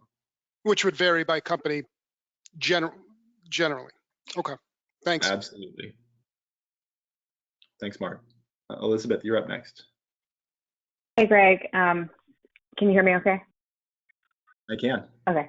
First of all, I want to say you did a really great job with the materials. I was reading it, and I would get to a paragraph and I would say, oh, but what about this? And make a note. And then you would address it in the next paragraph, and I'd have to go back and delete the note. So you pretty much forecast all of the questions I was going to ask. On this point, I think this is one of those things where we really need to get market feedback, and see how people respond to it. Because as you said, you didn't actually test this particular question with people, and I think we need to test it with people. Just in general, my reaction is I'm generally supportive of the different categories, but it does come back to, what are we trying to measure here? Are we trying to measure like how much risk there is with this platform, where the content categories probably make a lot of sense?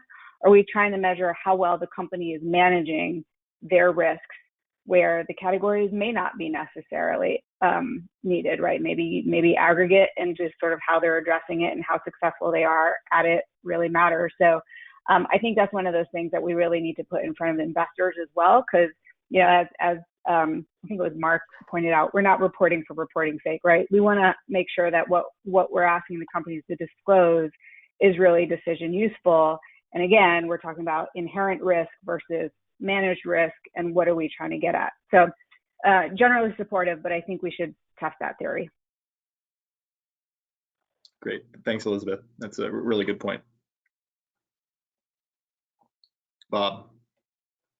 Right, just a couple of things, going back, you'd asked the question of using the words content governance. So I just wanted to weigh in that I know we talked about that for a long time. And in fact, we started the whole project around content moderation, which I believe was sort of a biased view, right? It was immediately, crimping down on that. So I just wanted to first weigh in on your first question, that I really think the content governance topic is right on. So, and I know we're going to get down to metrics, but just explain how you manage that content in this industry.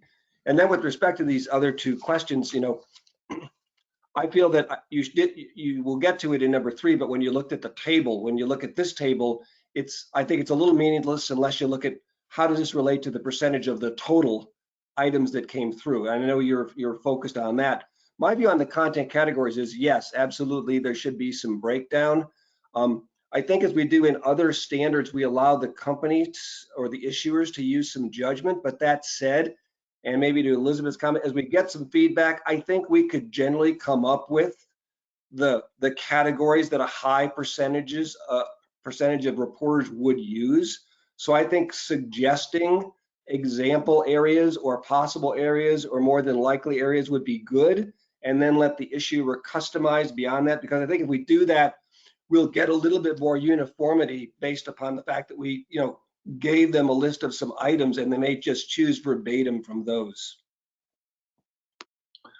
Yeah, that's helpful, Bob, and actually pretty similar to what I was thinking here in terms of potentially giving some general areas that we would like to see disclosure on, as opposed to necessarily kind of trying to wade into defining hate speech, which would probably not be the most fruitful endeavor for us in our standard setting, given our objectives.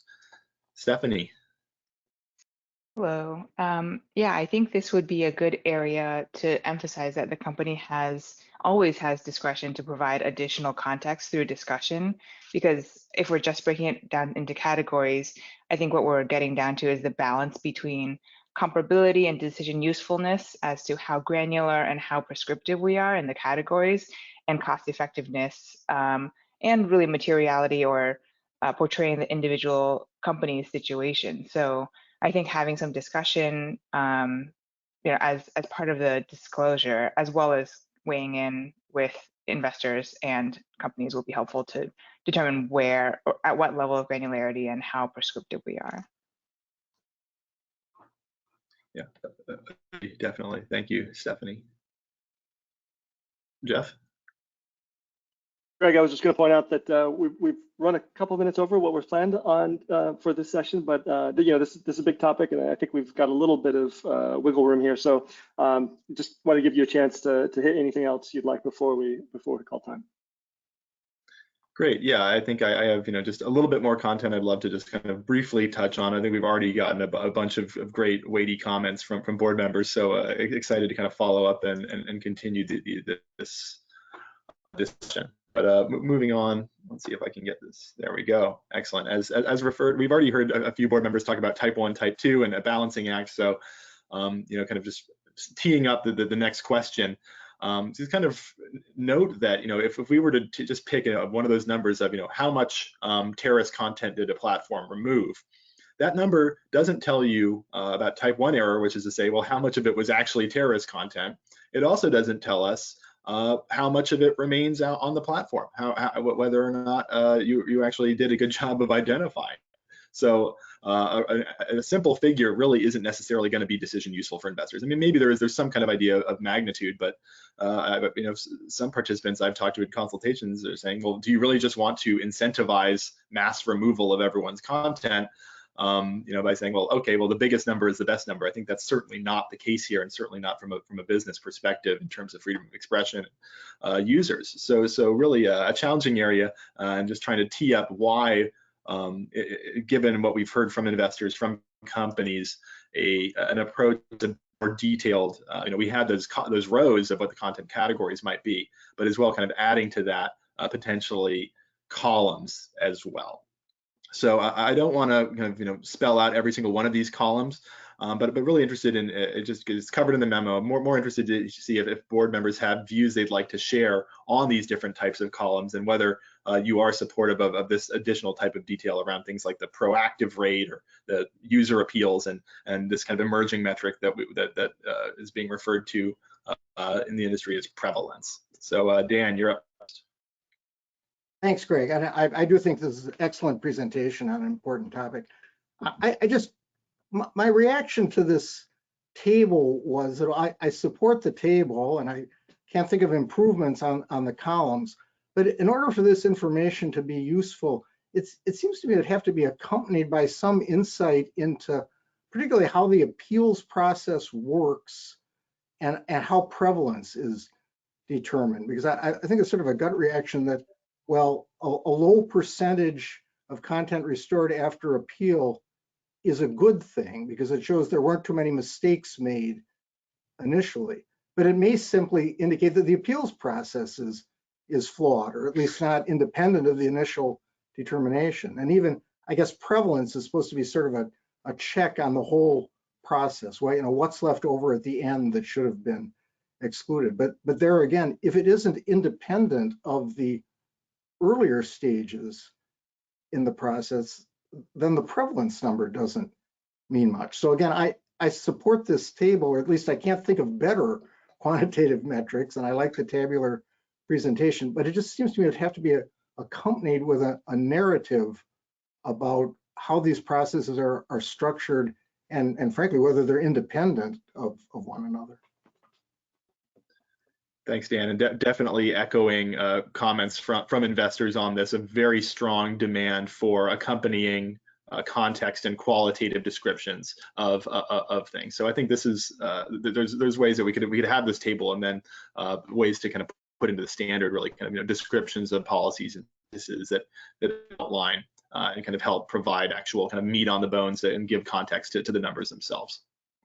Thanks. Thanks, Dan. Bob.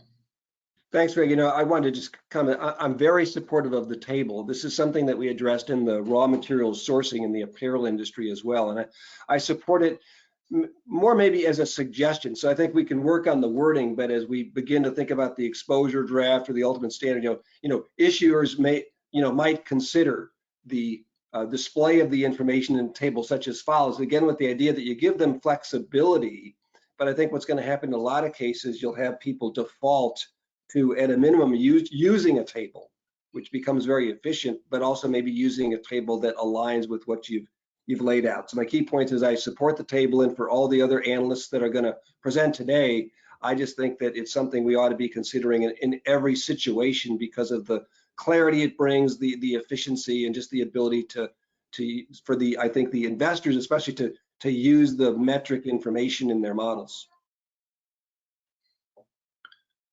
Great. Thanks, Bob. Jeff. Just maybe to quickly echo Dan's comment on context. Again, I think context, as the investors seem to be suggesting, is really important. And again, I would try to link it back to ideally, what is the company trying to manage? Is it limiting exposure to harmful content? Is it really making sure that they are not infringing on what they view as like the user's freedom of expression? And to the extent that they bucket content into different aspects of what they're trying to manage, getting that as the context for the qualitative disclosures seems like it could be pretty helpful for interpreting, whether they're striking the right kind of balance and what the implications of missing that might be. So I know we're at time. Brian, were you gonna jump in here? Greg, why don't we check with you? Any final comments that you want to share or aspects you want to note for the board and moving forward? Otherwise, I can try to help support you here in recapping a few points and thinking about path forward. But first, let's hear from you, Greg. I mean, I think we should probably just move past this. I had one kind of last slide that was just kind of talking about all the other things we didn't even get a chance to really dig into, potential other metrics, talking about metrics for content shaping, which, still very much up. Feedback on current metrics around government requests. We got a lot of weighty input there. So these are all things that are going to be continue to be discussions we're having together. But I think we're pretty much out of time here. So I think it's fine to kind of start wrapping up here, Brian, if you have some comments you'd like to provide. Perfect. Thank you very much, Greg. And for all the board members, really, really productive discussion. So we appreciate you sinking back into this project in this board meeting and being prepared and sharing quite a number of insightful comments and questions throughout to help really the team and Greg keep moving forward here. A couple of quick points or quick kind of takeaways, and especially in thinking about charting the path forward. In terms of disclosure topics, I think it's fair to say we heard some general support for the staff recommendation, option number 2. We heard a few questions, a few concerns, or really considerations that board members really want us to keep in mind. Jeff's comments and making sure that at the end of the day, we're taking a step back and looking at each individual disclosure topic and having confidence that each on its own is reasonably likely to be financially material. Just looking back at the evidence, the channels of financial impact, the market input to really back up those determinations. Good discussion and some questions that I know we'll need to dig into some more with Verity and maybe some others around distinction between government requests versus law enforcement requests, how that might play out through disclosure topic structure. And Greg, I think you continually pointed to the interesting aspect around the difference between impact to users versus how companies are managing this on their side, and how we think about both when we're constructing a disclosure topic and scoping it out. So how to account for that in disclosure topic scope and framing and so forth. When we jump down into metrics, I think we heard a couple quick comments at the end here around general support for the categories, but encouragement for what would probably be necessary on some level of flexibility there. Greg, helpful comments from you in how companies are thinking about this or disclosing on it, in line with their terms of service or community guidelines right now. So seeing if there can be a balance that we can strike in categories, but also some level of flexibility, ideally retaining comparability, but making it more cost effective and efficient from the preparer standpoint. A few other comments around the table, particularly from Dan, I think Bob right here at the end, around how the specific data points may lead to useful information, but really just how important the narrative is and the context to help kind of we'll really put them into context and bring them to life more around what they mean, how they tie to the company's management approaches, and really policies and kind of performance on upholding those policies. So good discussion and helpful comments there from a few board members. Very lastly, I'll just note that a couple other one-off comments throughout. Mark Vasson and others, Elizabeth, around just seeing what else we can do around driving more input, both from preparers and from investors and globally. So Greg, I know very well that an immense amount of effort has been put into outreach, and certainly an invitation to companies, investors that might be listening here to reach out. Happy to engage. Maybe using that as a segue to the path forward. What I've heard is general support for continuing to move in the direction of exposure draft development, and really thinking about that, even if we're not 100% convinced that these are the right answers to everything, that thinking about how that can be used to generate more input, more engagement, surface key areas of uncertainty, surface key questions to keep advancing the project forward. So really helpful comments throughout. Appreciated the discussion. It's a challenging project, Greg, a really important project.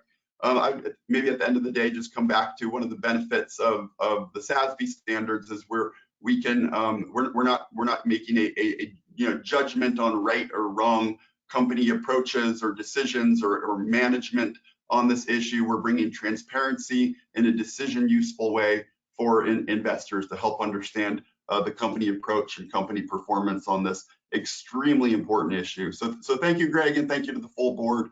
Back over to you, Jeff. Thanks, Brian. Great summary, and Greg, really good job with preparing the materials and facilitating the discussion today with the board. So appreciate that. Okay, we are running slightly behind, but looking forward to the next topic, which is going to be led by Gail Glazerman. So without further ado, Gail, we can run a little bit over, but we don't want to give up all of our time. So to the extent that we can move through this quickly, would of course appreciate it. But looking forward to the discussion. Thanks. Thanks very much, Jeff, and good morning and good afternoon. I am looking forward to giving a quick update on the standard setting project that's looking at risks and opportunities associated with single-use plastics and bioalternatives for the pulp and paper and chemicals industries. The objective today is to really get the board's opinion on the key next steps to advance towards standard setting related to this issue in each of these two industries. So we'll provide an update on project status, and we'll focus both the update and the questions and discussions separately for each industry. Just a quick reminder on the project. It was approved for standard setting the middle of last year. We've been doing consultations and research and have started putting thoughts together for an exposure draft, which we would hope to complete by the end of the quarter. And then that would put us in a position to have a public comment period by year end, and hopefully a standard update by early next year. So starting with the chemicals industry,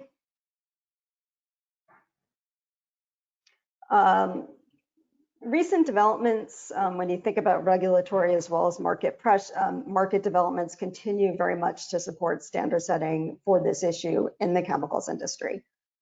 We believe standard setting should focus on the product design and lifecycle management general issue category. And just want to highlight that the existing chemical standard currently has a related but not perfectly aligned topic under this general issue category.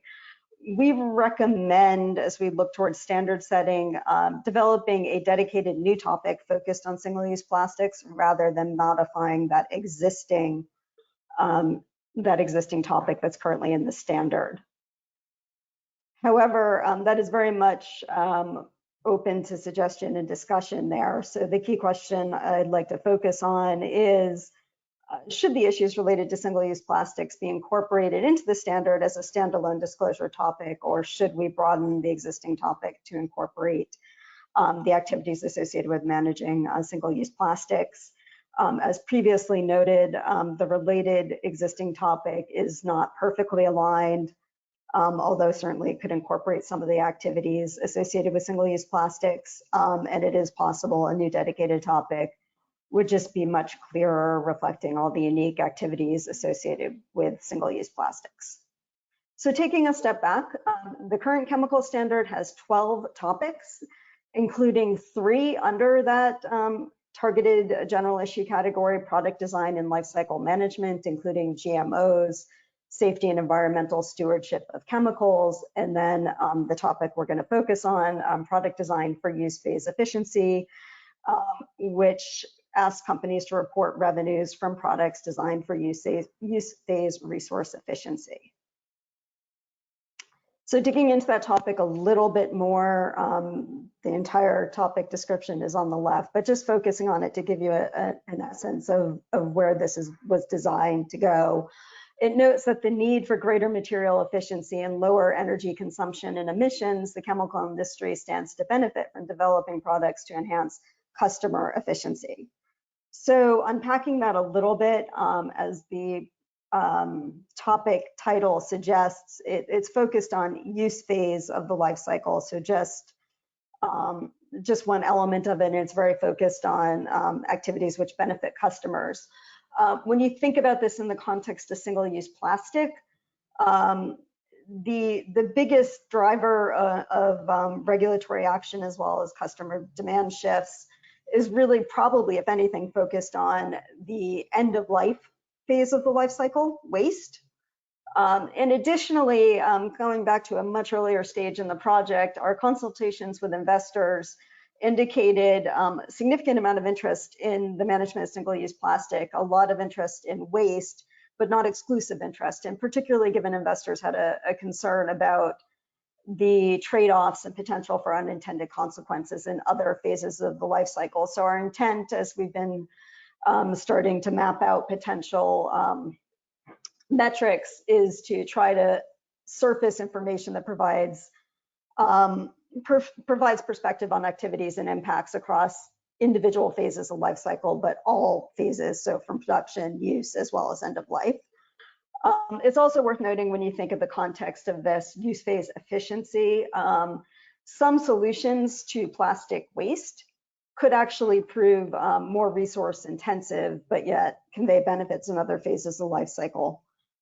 So taking a little deeper look and a few hypotheticals here, just looking at potential business activities and how they would fit under potentially the existing topic, as well as fitting into something new and dedicated on single-use plastic. So if you think of activities such as investing and doing joint ventures to improve recycling infrastructure or developing new recycling technologies, probably wouldn't align well with the existing topic.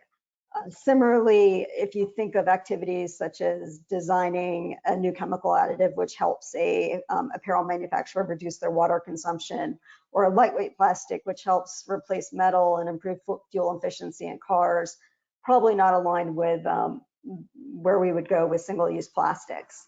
Then there's some areas of uncertainty. A new reusable product, as I noted, could be something that is actually more resource intensive, but obviously conveys other benefits.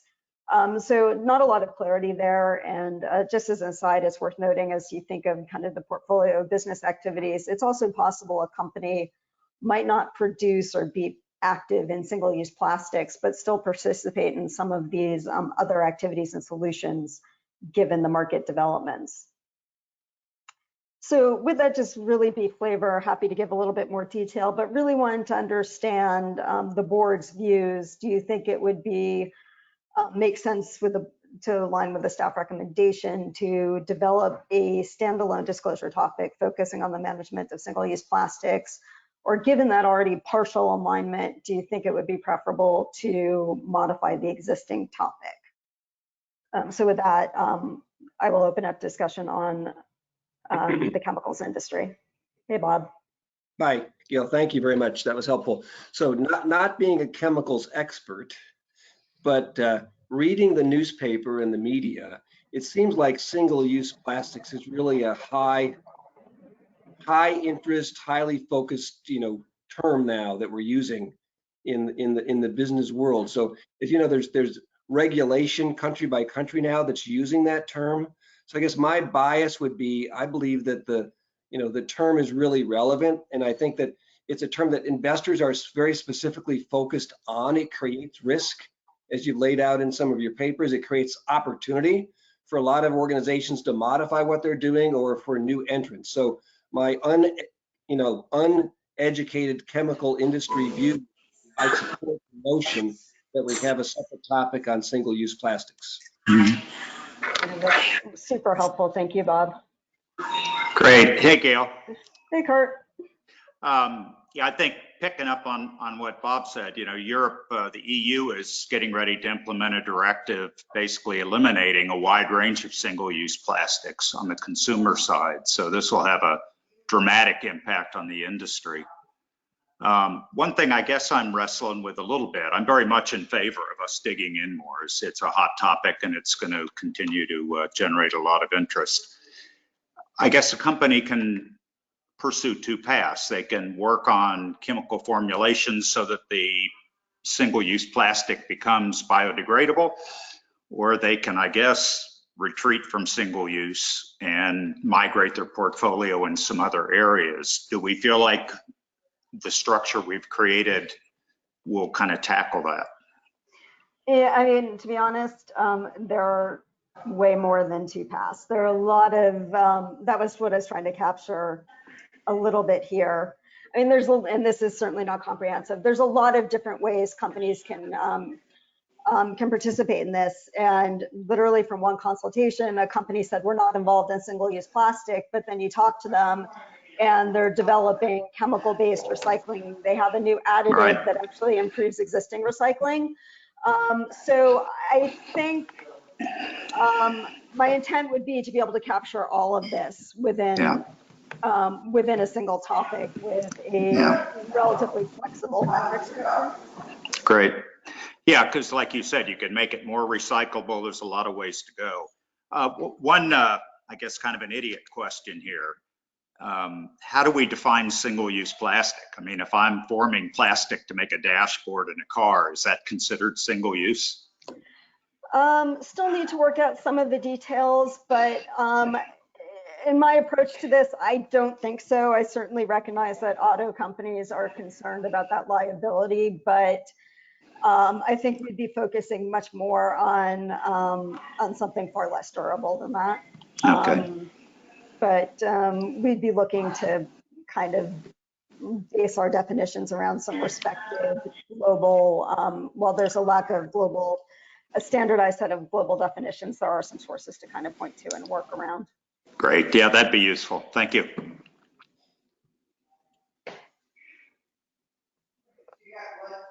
Okay, thank you. And I am seeing no more board members that want to chime in on this. So let us move on to the pulp and paper industry.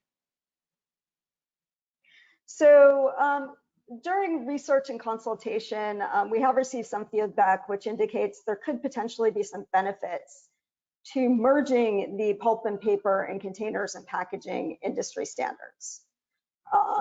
And however, even if merged, there could still be some potential benefits for standard setting related to single-use plastics and particularly bio alternatives. And so we're considering assessing the potential impacts of merging the standards prior to proceeding to developing a standard, an exposure draft for pulp and paper related to this topic. Our recommendation would be that that's how we proceed, that we form an opinion about the potential impacts of merging the two industry standards prior to prior to presenting an exposure draft related to this topic. So that really is what we're hoping to discuss today, and where I'm looking forward to getting the board's perspectives on. A couple of the considerations that we'll talk through here. When you think of paper-based packaging and more traditional pulp and paper, the production process, the resource intensity is highly aligned. And so if you think about it from the SASB Sustainability Industry Classification System, there's a case to be made that those activities could fall within the same industry standard. When you think about the paper industry set of risks and opportunities associated with the market developments around single-use plastic, there is a role, it partially aligns with the opportunities related to paper-based packaging. So quite simply, one way the paper industry can participate is by producing a paper-based package to replace a plastic package. As I noted before, we've received some feedback from companies, both deciding which industry standard they want to disclose to, but also in the context of this project and how best to incorporate it for their industry, that looking to the containers and packaging standard might make the most sense.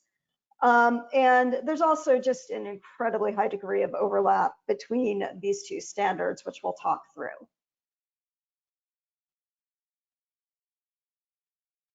So I realize this is busy, but this is basically a map of the production process for paper making. You could really substitute the word for paperboard for paper for paper there. You start with either wood or recycled paper. You process it with chemicals and water. You put it across a paper machine that dries it, and then you finish it. So the inputs and fundamentals of the process are essentially the same. You're just going to have to run the machine a bit slower to dry the heavier paperboard relative to paper-based packaging. I realize this is a bit simplistic, but the message I want to get here is that there's certainly a difference between making paper and making an aluminum can, a plastic bottle, or a glass bottle. But when you think about paper making and paper-based packaging, there's really not a huge degree of from an actual resource intensity and production process, not much of a difference. So again, from a SIX perspective, you can make a case. And there's been a very high degree of industry convergence. So a lot of it's being driven by business dynamics. Paper demand has been falling sharply for over 20 years. And given that economic, one way companies have responded is by taking some of their paper making assets and making some physical tweaks so they're able to make paper-based packaging. Some recent but not comprehensive activities was included a 350 million project from Stora Enso in Finland, and a couple in the US, a 2020 project announced by Domtar, and a 2021 project announced by Packaging Corp, where paper making assets were being converted to make a packaging grade. That said, while there's underlying business case to be made, the issues and drivers around single-use plastics can definitely create incentive and to accelerate some of these activities. While it's not the only channel that the paper industry can participate in, the broader bio alternatives element of this project, a very obvious and easiest way for the industry to participate is, again, by, as I noted before, making a paper-based package that can replace something produced out of plastic. That said, I do want to be clear, this convergence is not universal. And a relatively high profile example of this is that International Paper, who in the past has converted paper assets to packaging grades, is in the process of spinning off their paper business into a separate entity, and then they will continue to have pulp and paper-based packaging.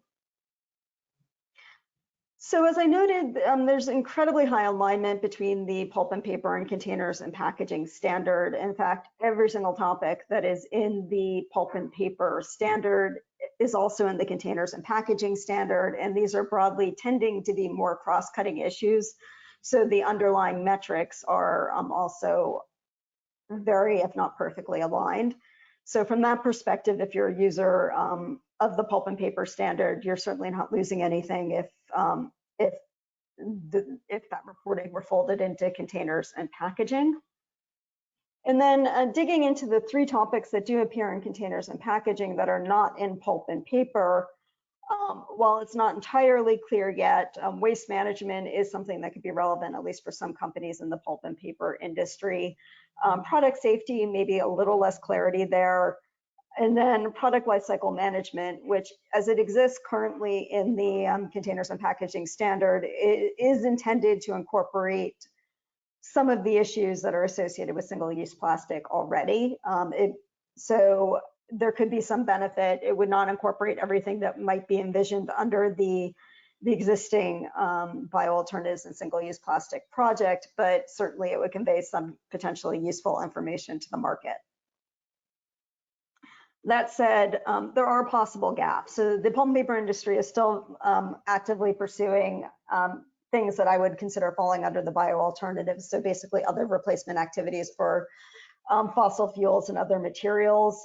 So that opportunity still exists. Just to give you a couple of examples, slightly exaggerated headline from Bloomberg recently that a paper company wants to make a wooden rival to car batteries. What that really means is kind of taking some of the materials and processes used to make paper making and making more advanced materials that indeed can contribute to batteries. This is not the only company working in this area.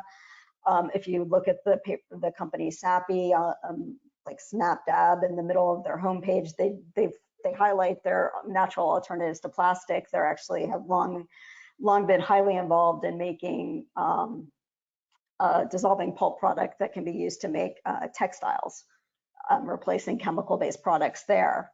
The point I want to make here is even if we were to proceed and merge the standards, the existing standard would convey some useful information associated with single-use plastics, but there may still be a case for standard setting related to this topic, particularly to capture some of these activities for bio alternatives. But that said, it's also conceivable that some companies that are currently reporting within the containers and packaging standard could potentially also benefit from a broader scope for this topic. So with that, to open it up to discussion, I would love to know if the board agrees with the staff recommendation that we should form a view on merging these 2 industry standards before advancing to preparing an exposure draft. And would love to know just broad perspectives on what the board will want to consider to make that type of decision or any kind of change to industry structure. Bob. Yeah, Gail, thanks. I think as we think about this, it won't be unusual over time that our classification scheme does change. We'll have new terminology. We may have new industries that created. So I really appreciate the comparison you're making. So this may now be a comment for Jeff, but to your comment, if my math is right, if we went forward with something like this, our 11 sector 77 industry schema would go to 76 industries, correct? Correct. And Jeff, Mr. Chairman, if we as a SASB change the schema, have you thought about, maybe this is offline or another meeting, what is the process to do that? Does that require a due process? Because I don't recall if we've done that before. So there has been a shift in the number of standards over time. So some people will remember that we originally had proposed 79 industry standards during the process of developing the preliminary standards and then going through all the way through codification. That was narrowed down to 77, and there was some shifting there. It absolutely would require some due process because it's effectively changing what the industry standards are, the things that the board votes on. So it would require the normal sort of due process that we would have for standard setting. That said, it's particularly important to also be thinking about how shifts in the structure of our standards would affect those who use the standards. So we would always be thinking about usability, but that's one of the things that we would want to consider when making potential changes, the trade-offs to those who have systems already built up around our 6 classification system, for example. So not insurmountable by any means, but certainly something that would require careful thought and due process. Thanks. Lloyd?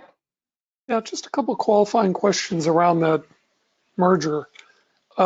You've made the case, which I hadn't really understood, that the packaging and the paper manufacturers, there's just a very high degree of similarity in the manufacturing. But I'd always thought of containers and packaging, and the companies I think have sometimes presented themselves as designers, and their value add is not just from the production process, but from their design capabilities. It sounds like your response to that would be, yeah, but your impacts actually are almost indistinguishable from pulp and paper. You might feel like you've got a different business, but what you're doing and the externalities you potentially impose are virtually identical, and the disclosures we need are virtually identical. Is that the way you're framing it? It is. I mean, I suppose you could take it the other way, that whether or not paper-based packaging, and this is a long debate that's been going on for decades. I remember debates when I first started looking at this industry about whether an institutional investor would merge those sectors or keep them separate. I mean, you could argue that paper-based packaging is dramatically different than some of the other forms of packaging. I mean, still, I would certainly think about resource intensity. If you're looking at something like making glass, it still can be an intensely very resource intensive process. I mean, you could also make the case about moving paper-based packaging into a separate standard and keeping the 77. But I think the just broad convergence, certainly there can be some debate. Certainly there are opportunities to come up with design even within a paper-based package. It will probably be a bit more dramatic if you're thinking of something like a pouch or some other form of packaging. But you can make the case either way, but the fact is paper-based packaging is in containers and packaging, and there's just a question of where do you draw that line between that industry and pulp and paper, and it's a very, very fuzzy line from a resource, from a sustainability perspective. I also wanted to just offer a comment. I'd be curious in other board members' views on this. I think you've got to regulate or ask for disclosure in the industry you've got, not one that might obtain in the future. So I'm less interested or focused on all the innovation, and I know those activities are coming, but if they prove out, they'll become an important part of the business. I think that's the time for standard setting. Maybe the converse of the conversation we're having about content moderation, where that industry is well established and one company's arguing, no, it moves too fast. I think here, the industry is what it is. So I like your ideas of moving toward where the industry is and maybe away from some of the more notional future looking things. Okay, thanks very much. Yeah, Gail, maybe I'll be a little bit of a devil's advocate here for a minute or two. I guess you said that there's been considerations of merging these industries by the investment community and anything in the past. Has that happened anywhere, or do they still stay distinct?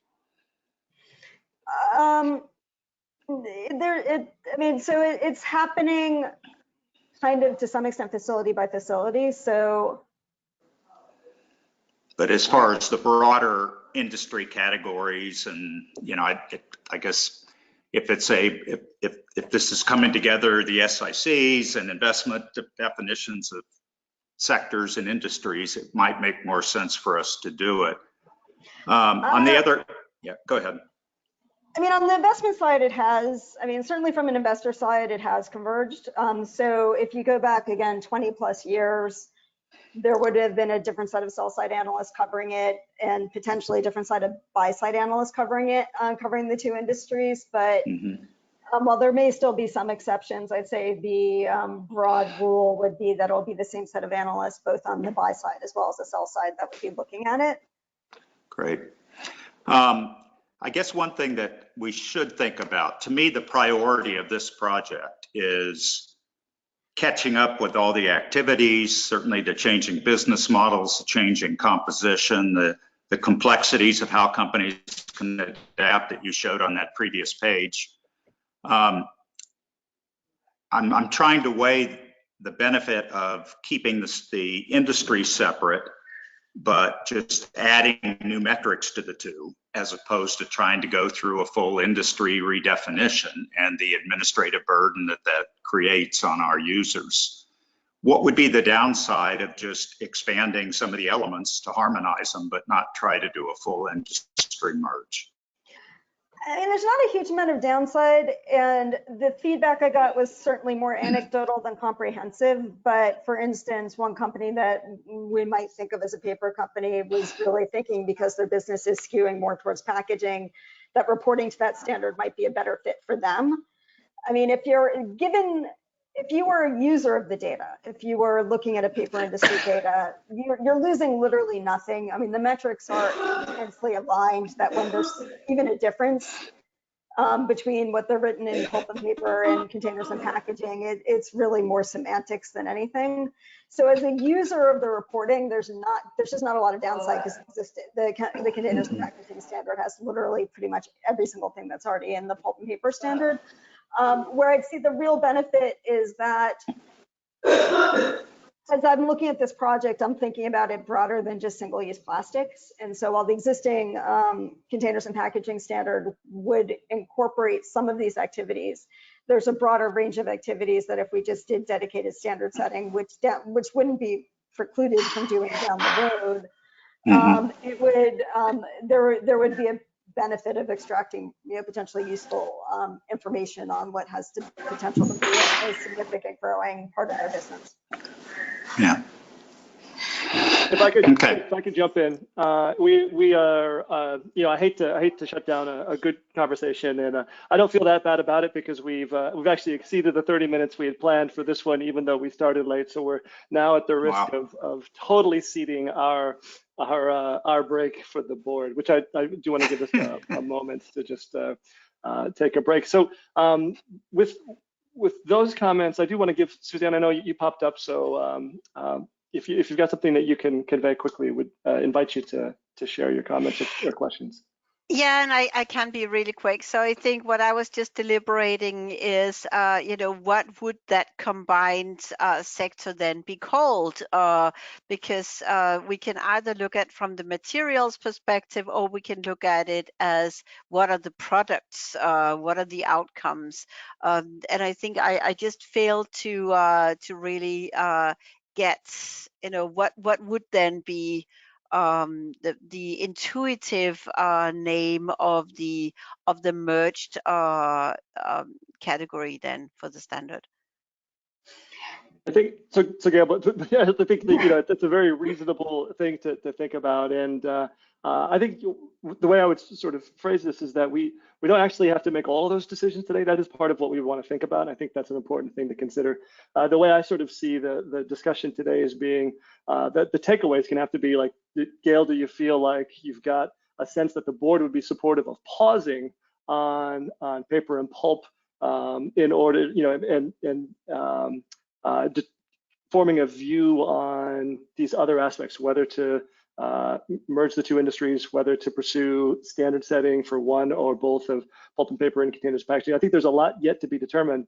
I'm personally okay pausing with moving forward on pulp and paper and moving forward with chemicals and not waiting for that. I don't know if we've heard an alternative view toward that. There certainly is a lot yet to be determined with respect to pulp and paper, including Suzanne's comment. Yeah, Suzanne, just to say, I have not thought that far ahead for sure. I think I generally feel that there's enough support across the board to take a little bit of time and figure out and make sure we're getting it right, including what we call it and how we define the industry.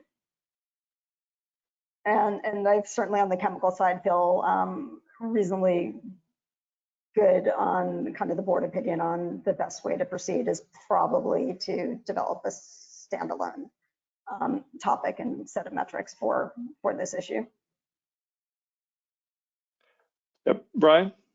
I think Gail just got to the point I wanted to share. Back on the first discussion topic on the chemicals industry, didn't hear any concerns around the view Gail presented on moving forward in terms of the separate disclosure topic. A few comments from Bob and Kurt around related aspects and just kind of the global kind of macro environment, regulatory developments, continuing to point to the importance of the topic, but and the project overall. So sounds like no significant concerns from board members, but certainly follow up with us and with Gail if you didn't have the chance to speak up today.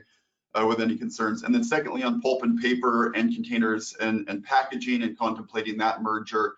Yeah, a few good questions from board members around thinking about the trade-offs and kind of pros and cons and the most efficient kind of process way to move forward to deliver value to the market. And Jeff, we certainly heard your support for taking at least a little bit of time to try to form a more clear view on the appropriateness of bringing these two industries together.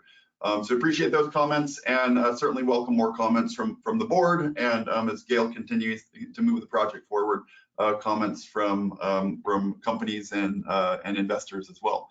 So that's all from me, and thank you to Gail and the board members. Thanks, Brian. Thanks, Gail. Appreciate you, working through what we could have spent a lot more time talking about for sure, but doing so efficiently and effectively. So thank you. With that, we'll go ahead and pause for a 5-minute break, and that's less than we had hoped for, but we'll cope with it. And so we'll come back in 5 minutes at about 21 past the hour. We don't have a slide to indicate that, but just hang with us, and we'll be back shortly.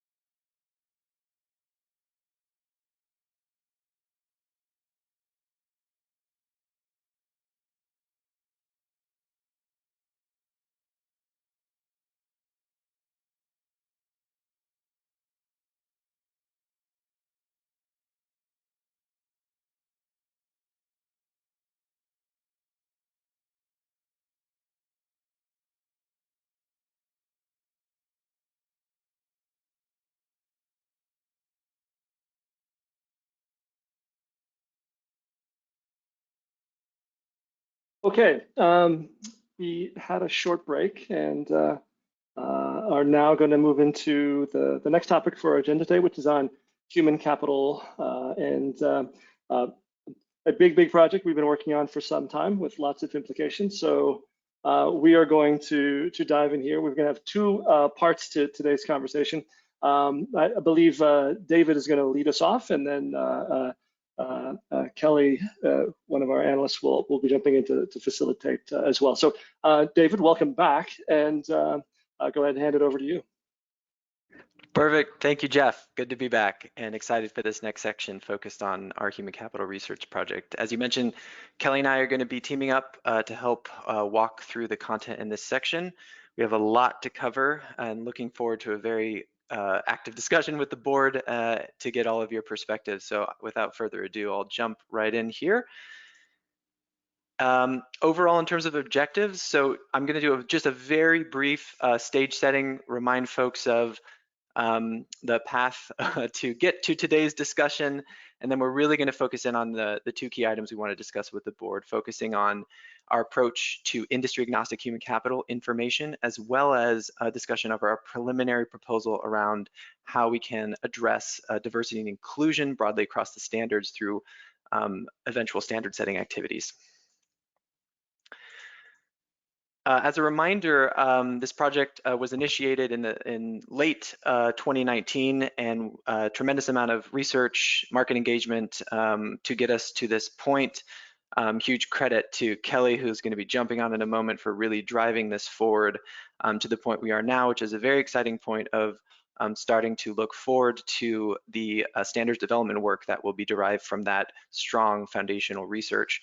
So in the last meeting, in May, we really focused on helping the board understand our conclusions from that research project, including organizing that into tranches of work. We discussed with the board the prioritization of those tranches, and really in this meeting, we're going to be focused on that first priority tranche, presenting our initial viewpoints on how that work can be structured, soliciting all of your feedback to allow us to then finalize those proposals. In parallel, we will be working to continue to finalize the full work plan addressing all of the different tranches in addition to the priority tranche, which we'll be discussing today.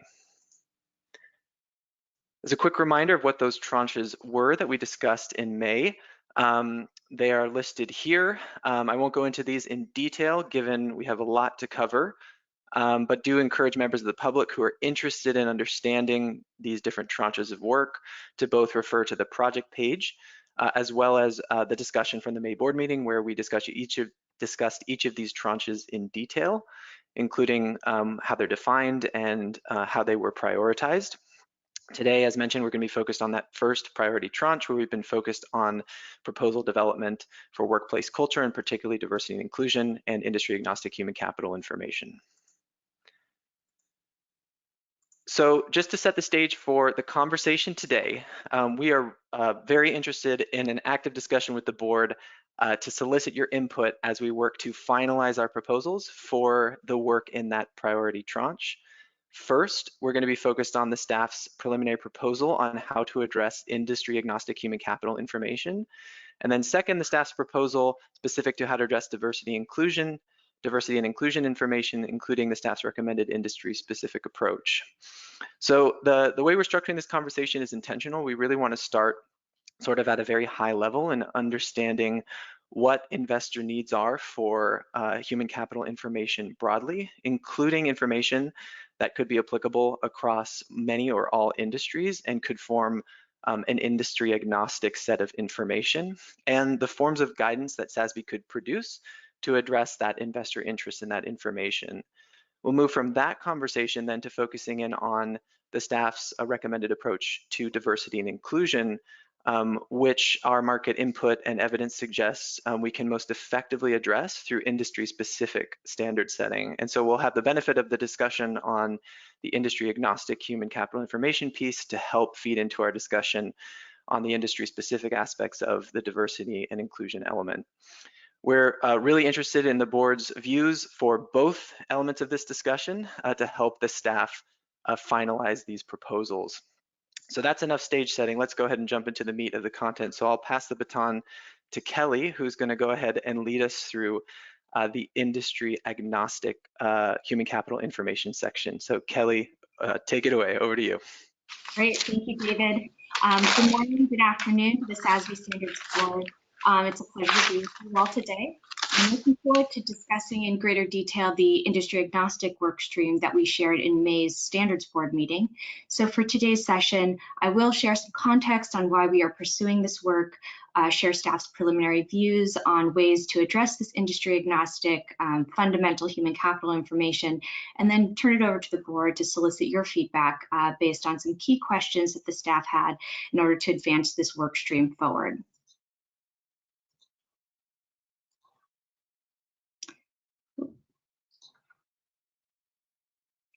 So for some context, in May's Standards Board meeting, staff shared their broad recommendations on how to prioritize work resulting from the Human Capital Research Project. We then presented a view regarding just addressing industry agnostic human capital information and highlighting this work as a priority. And based on this discussion, staff plan to evaluate a range of options to address broadly applicable fundamental human capital informational needs in the market. So today's meeting will focus on the work conducted since the May Standards Board meeting to evaluate these options that staff have developed.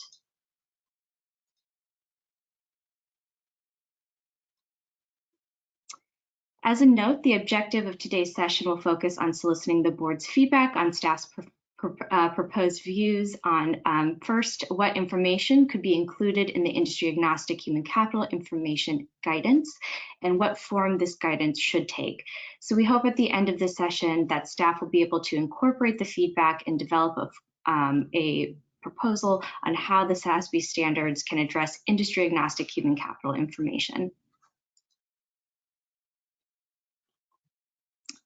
So in the previous meeting, we discussed that in order to maximize the SASB standards decision usefulness objective, leveraging the complementary nature between industry agnostic and industry specific information could be pursued as a way to meet that objective and best serve the market.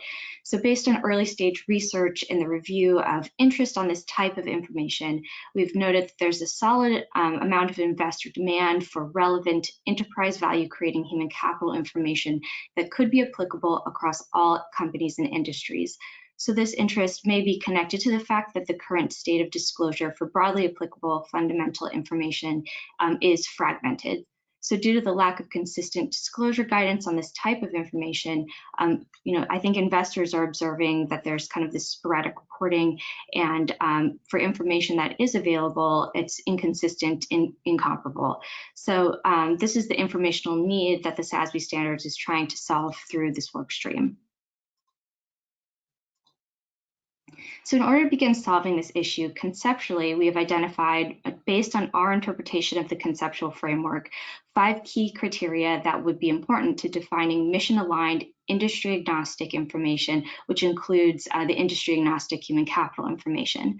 So this criteria seems to be largely shared with that for industry specific information, as shown here in green. So for example, it provides information on a sustainability issue, so a social or environmental externality that is relevant to enterprise value creation. It is decision useful for investor decision making, and it's cost effective for companies to report.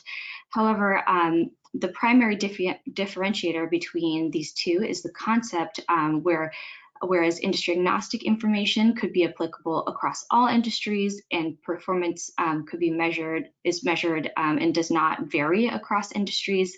In contrast, industry specific information would apply in a few industries, and where performance measurement does vary by industry. To illustrate the point of industry specificity in the SASB standards, I've just included here just a general issue category like employee health and safety, which has different implications in different industries and therefore has different metrics used to measure that performance. So for instance, in the coal operations industry, it really depends on labor-intensive frontline workforces to source product, which puts these workers at higher risk of workplace injury or accident. In contrast, in healthcare delivery, healthcare workers may face greater risk of exposure to physical illness or harm due to their service-oriented nature of their work with sick patients. So as a result, different performance metrics are used to address this issue, as you can see here. And just as a reminder, a summary of the staff's industry-specific approach to human capital can be found in the Human Capital Bulletin that we published in November of 2020. So based on the criteria for industry agnostic information, based on the interpretation of the conceptual framework, we believe that there are 3 of these 4 metrics that you see here are possible candidates that could meet this threshold. So starting at the top, just workforce composition, which would be the number of and percentage of workers that are full-time employees, part-time employees, and contingent workers. The second would be workforce costs, which would really be a disaggregation of labor costs. So that would include salaries and wages, social security costs, other pension costs, share-based compensation, and potentially contracted worker costs. And the last one is workforce turnover. So reporting voluntary and involuntary turnover rate for full-time employees and part-time employees. I do want to just note about workforce diversity and demographics. We will get into that in the following presentation, but for reasons we'll discuss, we believe that the issues of diversity and inclusion and the metrics that would be associated with that would really just not meet this basic set of criteria that we've just laid out. And that's largely because the way diversity and inclusion manifests across different industries and how it is subsequently measured may not be uniformly applied across all industries. So we'll provide a detailed rationale on why staff believes this issue could be more effectively addressed through its industry specific approach in just a moment. But for the other 3 metrics, staff believes that each of these metrics could provide investors with insights into the company's overall performance on its human capital management strategy. And all 3 provide investors with insights into the sustainability of a company's human capital management strategy and whether shifts in regulation or societal expectations may result in formerly hidden costs in impacting the financial results of firms. So evidence from the staff's human capital framework really suggests that these are common factors that companies consider as part of their human capital management strategies, and therefore that these metrics can provide useful representative data across industries and may therefore be reported in an industry agnostic manner.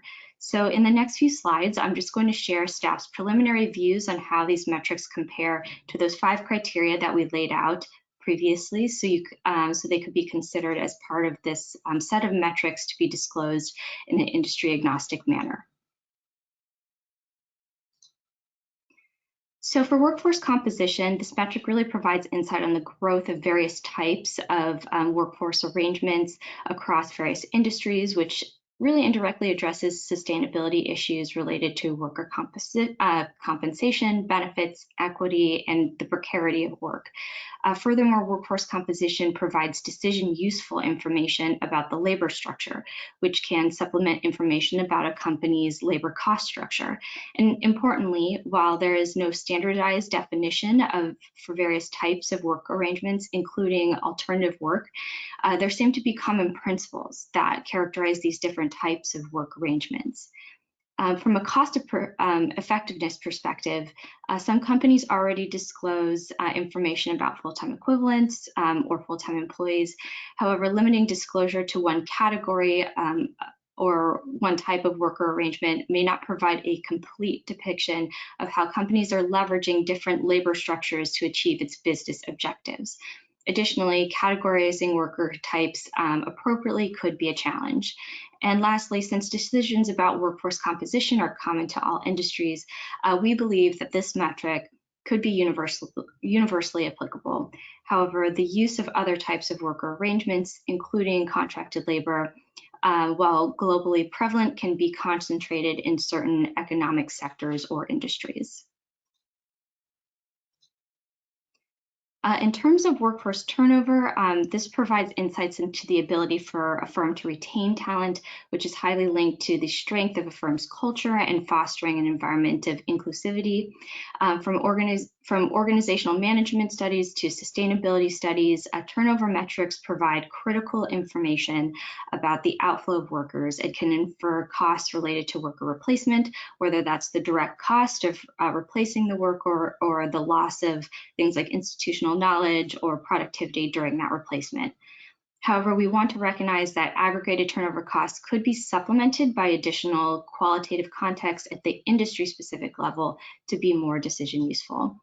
And some companies already report this information in their sustainability reports currently, so that suggests that it, to some extent, can be cost effective to report.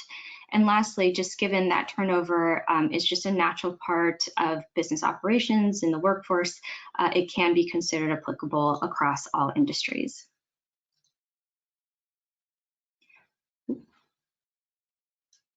So for workforce costs in this disaggregated form, it's highly linked to the issue of workforce composition. With respect to addressing sustainability implications, we as a staff are unsure if workforce cost disaggregation is the best approach to address sustainability impacts related to workforce equity issues such as fair and equitable compensation. So since staff believes SASB is best positioned to provide metrics that capture sustainability implications, this metric may not necessarily be mission aligned with SASB. However, that does not preclude staff in considering other metrics that may provide information on the sustainability impacts related to workforce equity issues, especially as they relate to fair and equitable compensation. Furthermore, there are some concerns around the cost effectiveness to report this type of disaggregated data from an accounting perspective. So we'd love to hear from our accounting professionals on the board on this particularly. And lastly, while the case for value relevance and decision usefulness is clear in that it provides a summary of all labor-related costs associated with an entity's operations, however, if we're aiming to capture sustainability impacts and business performance, performance measurement may be implemented differently depending on an industry's characteristics. So therefore, this disaggregation of labor costs may not necessarily be decision useful to assessing companies within all industries. And lastly, however, it is clear that labor costs are a key component of any business and therefore are applicable across all industries. Again, if we're aiming to capture sustainability impacts and business performance, performance measurement may be implemented differently just depending on the industry characteristics, which puts into question its applicability. So while I won't go into detail here since it's covered in many points in the following presentation, I think the case around diversity and inclusion is very clear about why this information pertains to a sustainability issue, specifically around equity and inclusion for marginalized and underrepresented groups. Workforce diversity and demographic data can be relevant and decision useful, but depending on how the business is incorporating diversity and inclusion objectives to further its human capital management strategy in the context of broader business objectives and contribute to business performance. And based on our research and consultations, we understand that this information could be useful in assessing a company's ability to attract and retain a diverse workforce with benefits to innovation, inclusion, retention, and engagement, and other contributors of firm financial performance. But this information is somewhat cost effective to report, given that many companies report certain aspects of demographic and diversity data, such as companies that have US employees and are required to report EEO-1 data to the Equal Employment Opportunity Commission, although it's not available publicly. However, evaluating this issue from a global perspective, this data is largely not standardized. And as we have mentioned previously, there's practical challenges in collecting and reporting certain types of demographic data in certain cases. However, as we've discussed, the applicability of this issue, which is the link between workforce diversity and firm enterprise value creation, is shown to be highly dependent on industry context. So given the industry specificity of this issue, staff believes that SASB is best positioned to provide investors with decision-useful information through performance measures that reflect that industry context. So I'd like to share just the first question that staff would like to pose to the board and have the board share your initial views on this. So I'll just read the question aloud. Does the SASB Standards Board have feedback or suggestions regarding the set of industry agnostic metrics being considered by the staff, and what additional information would help the board in its assessment? So Bob, I'll turn it over to you. Great. Thank you, Kelly. Everyone has people. It's just a matter of how important those people are with respect to sustainability. So the first point I had is, which I have shared, I think, with people offline, is I'd like us to continue to rethink the word agnostic.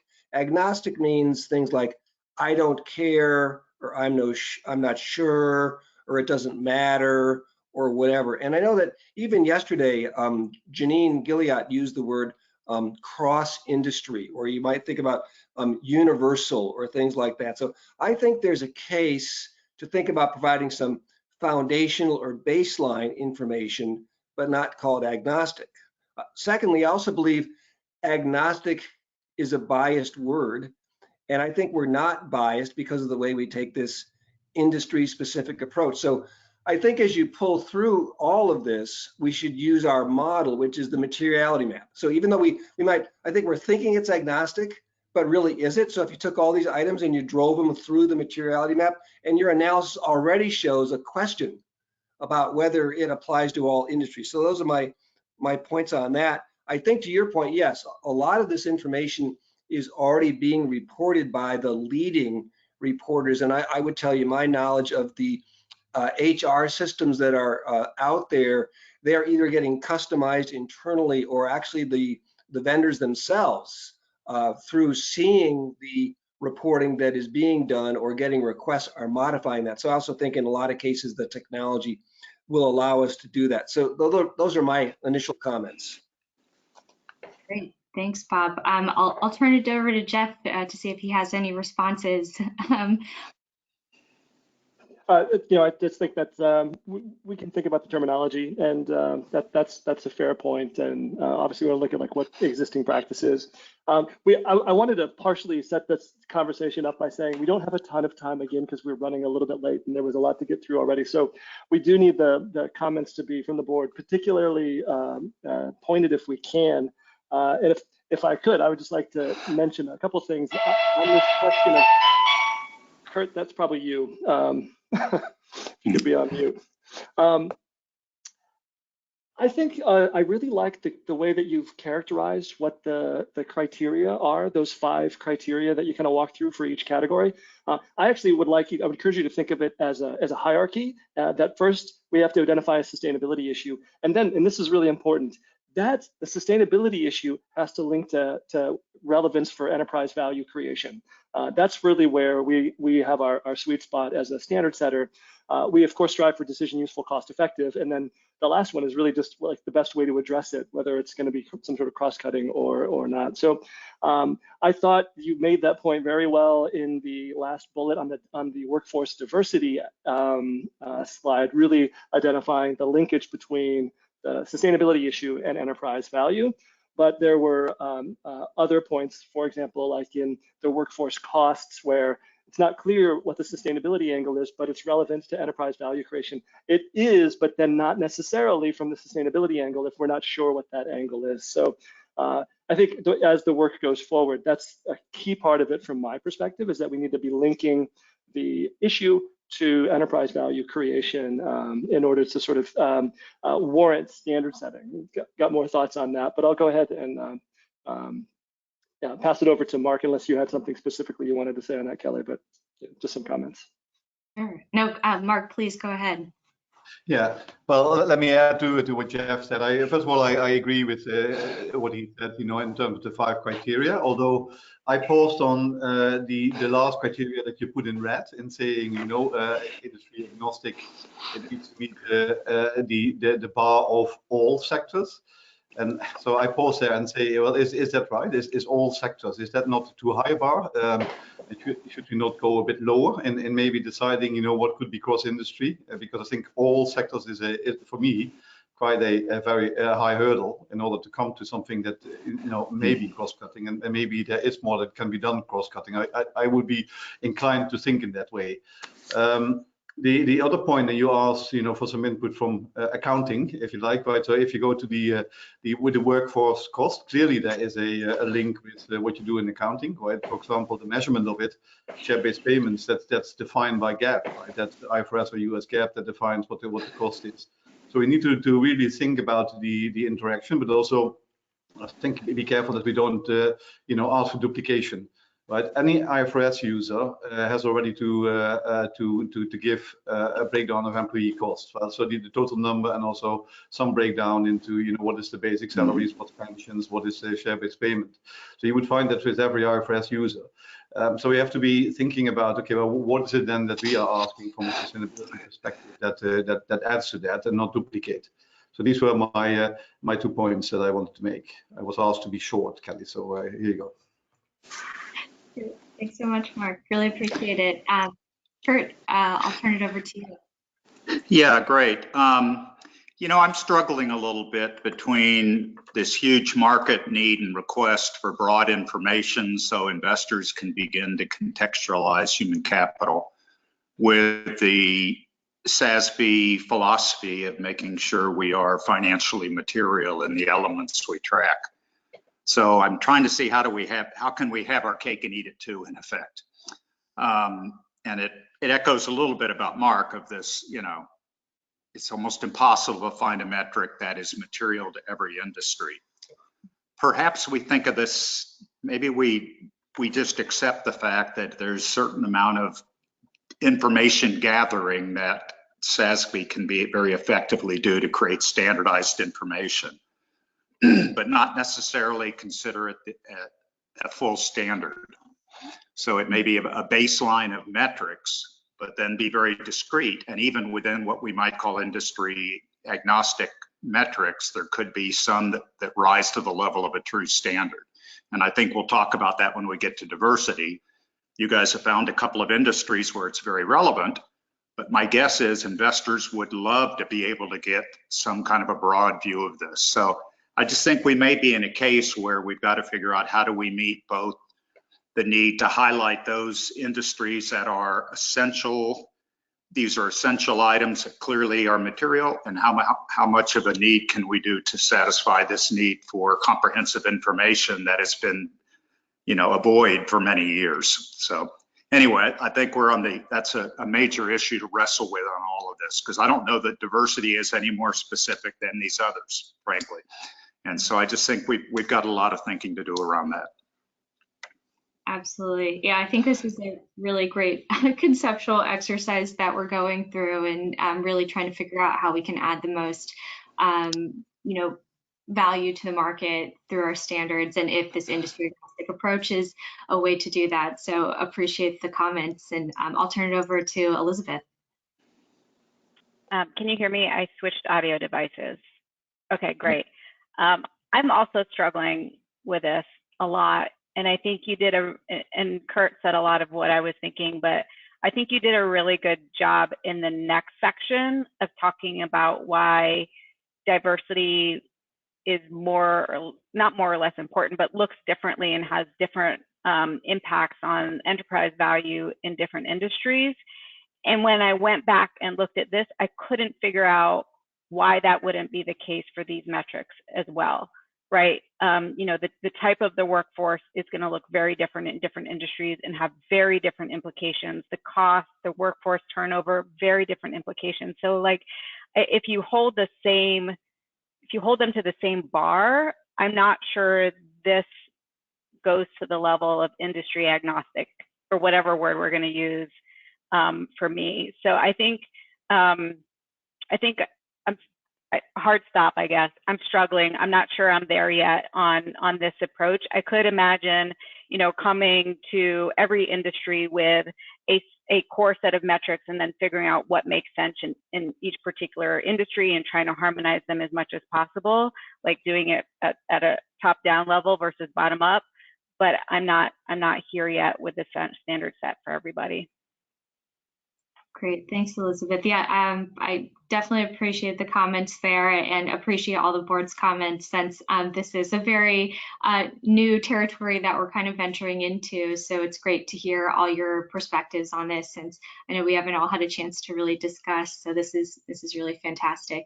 I'll turn it over to Suzanne.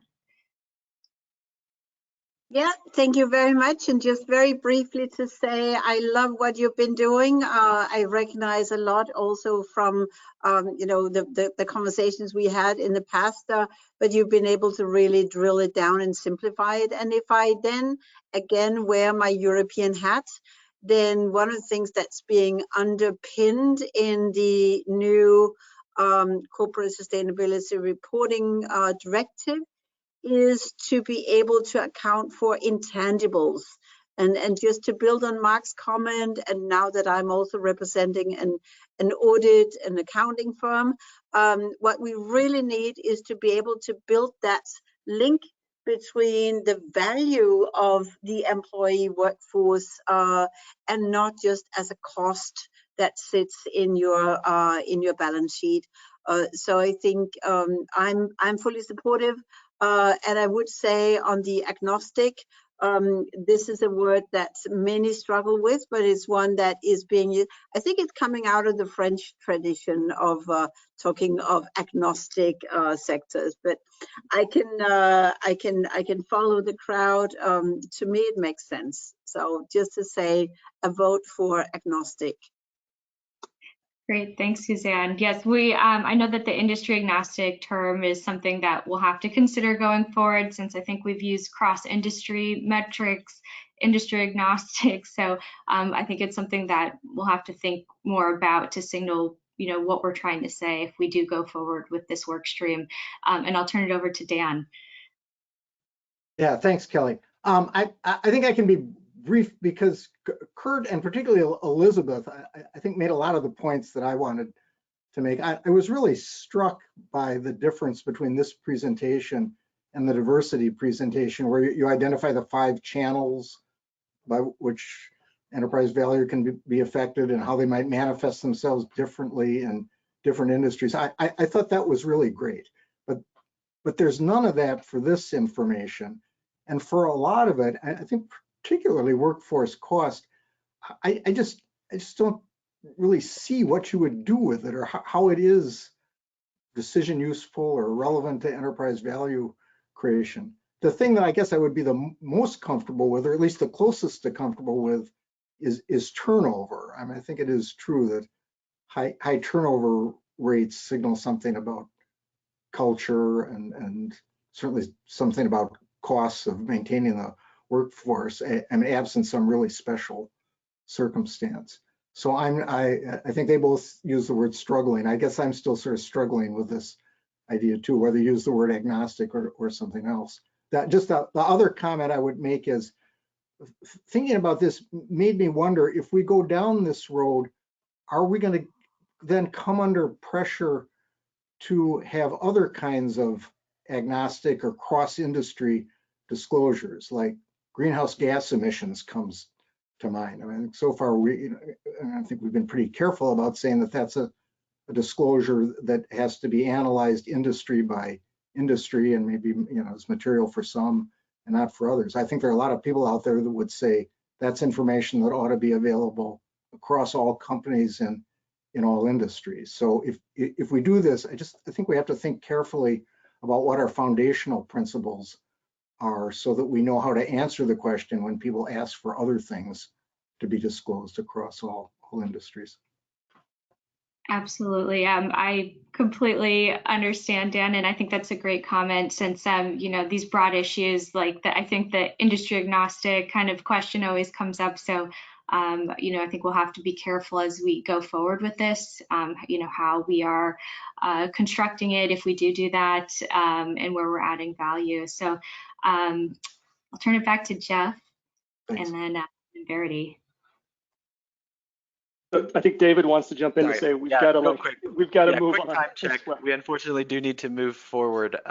We have one additional item on this element that we should discuss, which is how we might approach developing guidance. So let's touch on that briefly, Kelly, if we could, and invite a few more comments from the board. Kelly, if you would just touch on this briefly, and then we'll move into the next section on diversity and inclusion. Does that sound like an okay plan to you, Jeff? Great. Great. I'll try to move through this quickly, but I think the second question is just around what type of form this guidance would take. So there's three main options that staff has considered. The first being developing an industry agnostic human capital standard. That would entail including information that meets the following criteria. So it's relevant to enterprise value creation across all industries, and it must be supported by evidence of financial impact and investor interest. So I think this formalized standard would be a critical market, would meet a critical market need.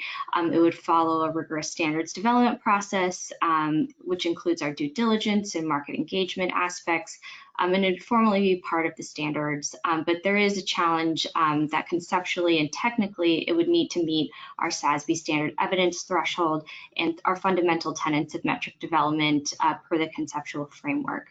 The second option would be this industry agnostic activity metrics, very similar to the standards application guidance. So for the second option, industry agnostic or universal activity metrics could provide disclosure guidance for companies and support effective application of the SASB standards. Importantly, metrics included in this type of guidance would need to assist in the accurate evaluation in comparability of reporting. I think a positive is that this guidance could provide important contextual data to enhance investor understanding of companies' overall sustainability performance. I think one of the key challenges, though, is with this option is that it's subject it's subject of metrics that include guidance that would need to demonstrate that it meets the intent and purpose of activity metrics. So that would mean that it would have to quantify the scale of a company's business, and it could be used in conjunction with the sustainability metrics to normalize data and facilitate comparison. And the last option is a technical bulletin, which would kind of serve to advise companies on how to report industry agnostic human capital information to investors in a standardized, comparable, and decision useful way. So the bulletin format would provide guidance to companies on how to report industry agnostic human capital information to investors using the SASB metrics. There's some key opportunities here, which include, which would allow SASB staff to respond in a more timely manner to market feedback and just leverage the guidance for further market input. But the key challenge is that the guidance is not formally part of the SASB standards. So I'll turn it over to Jeff and Verity with any questions. Thanks, Kelly. This is really helpful, and I think it puts a lot of the previous comments that we heard from the board into context. Sometimes what we're hearing is like they're just not sure that it should be standard setting if it doesn't seem like it's going to clearly apply within the mission of what we do to all industries. So this is a really helpful way to characterize it. Yeah. I would note a couple of things in terms of around the question of like what additional guidance would be helpful here. In particular, when we're thinking about industry agnostic standards, what would we need? You note that we would need evidence of financial impact and investor interest. I just want to point out that almost ironically, we need industry specific evidence of that, because the point is not that it's broadly applicable. These issues often are, but the question is whether it would be broad enough. And we need evidence that investors think that within an industry. Because there can be lots of examples, even the part-time measure where you think about, a company could be using part-time employment status to skirt around providing needed benefits to employees. But part-time status could be a really great way in some industries to achieve a diverse workforce or to be able to facilitate, attract people who have multiple demands on their time. And so it could be a totally different issue. And so to what extent do we actually see the sustainability issue manifesting across? And so that industry evidence actually is what you need for an agnostic one, with the caveat that I am totally sympathetic to Mark Vassen's concern about, we don't necessarily need to say, every single standard, because of course we realize we're on a continuum and where's the value. So there can be a bit of a trade-off there that we have to draw a line on in terms of the work that we do. And then, of course, on the industry agnostic activity metrics, thinking about their need to facilitate the assessment of sustainability disclosures. That's, again, I know that's implicit in the work that you're doing, but just to make that clear for everyone, I think that's a really important part. It's not just that this would be helpful for analyzing a company, but in particular for the disclosures that relate to sustainability issues. That's really where our standard setting activity and our activity metrics are likely to be most useful and where we should spend our time. We can certainly think about other ways to provide it if it's a different need that could help the market. Absolutely. Appreciate the comments, Jeff. I mean, it's really great to hear from you as the chair of the board and, with your deep understanding of the conceptual framework and just kind of laying out, what would be needed to kind of move this forward or not based off of, how we're set up conceptually. So appreciate it. And I see Dan's popped on. Just a very quick comment. And if we're going to go down this road, rather than trying to fit this information into one of these three existing buckets, maybe we ought to just explicitly create another category called, I don't know what, ESG relevant foundational information, the things you should know about all companies as a starting point. And again, as I said before, you'd have to think carefully about what the criteria for that information would be. But to me, this is most like an activity metric, but you make the point that it doesn't fit perfectly with the way we currently define activity metrics. Exactly. Yeah. It's great to hear like a fourth option on the table, so we can think about all options. Since I know that we've employed some of these in the past, so it would be great to consider other opportunities if they're not fitting exactly with what we've laid out. So appreciate the suggestion. Great. Well, I'll turn it over to David to get into the diversity and inclusion project proposal. I'll just lastly note that, staff is seeking to create a proposal that we'd like to present to the board in September, which really evaluates the merits of these three output options that we've discussed. And hopefully we'll have a recommendation with the best path forward. So I'll leave it at that. Happy to continue the conversation offline, but I'll turn it over to David to discuss D&I. Great, thank you, Kelly, and really appreciate all the insights from the board. I'm sure you could observe me furiously taking notes. Really, really helpful for how we move forward and consider our options for how we will address the industry agnostic information. Segue now into talking about diversity and inclusion. As mentioned, the staff's view here is really where we can best meet investor needs for this information is through an industry-specific approach, and we'll unpack that a bit. Again, really welcome and look forward to the board's views here to help us on the staff think through how we can finalize and bring forward a final proposal around how to pursue this through standard setting. Very quickly, the problem statement that we observe is really strong and consistent investor interest in diversity and inclusion and how it impacts enterprise value, supported by additional evidence, which we'll touch on briefly in this presentation. That's pointing us to what we believe are clear opportunities to strengthen how the standards account for diversity and inclusion.